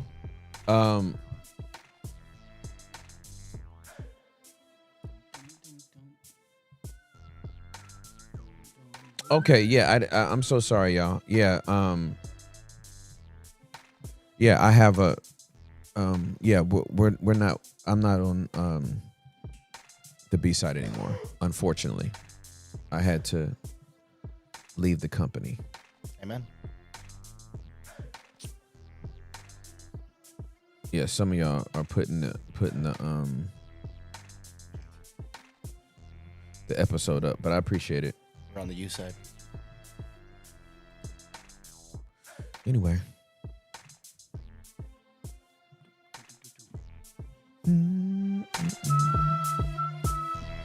Anyway, I love you guys. This has been a good day. All of our callers. I love our callers. It's been a fire day, dude. They've been doing real good work. Love this beat, man. Okay, Ashley Allen. He was reportedly dating the girl from Thriller, and she betrayed him in an interview or something like that. There was a lot of things after his death. Who knows what's true? Listen, I was just talking about the way he kissed Iman. I wasn't really trying to. I'm just saying, I know it's a video. You gotta mac her down. Amen, brother. And I would just be like, I had to get in character. Sorry. Mac on the snack.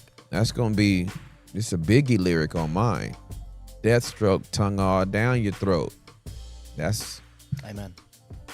It has to be that. Nothing left to do but send her home to you. I'm through. Can you sing the song for me, boo? Yes. It's you immediately knowing what part to get into. Because I was rapping, you immediately turned into faith. I got you. Oh my God. All right, member-only episode is going to be starting in about 60 seconds, or maybe 90 seconds, because we got to let this intro music go out. That's correct. And then we'll switch back and be right back here. I'm Timothy Charles Ross. That is Hector Alejandro Guerrero, Derek Santiago, Juliana Buendia, Karlovich, Baby Karlovich. Oh, yeah.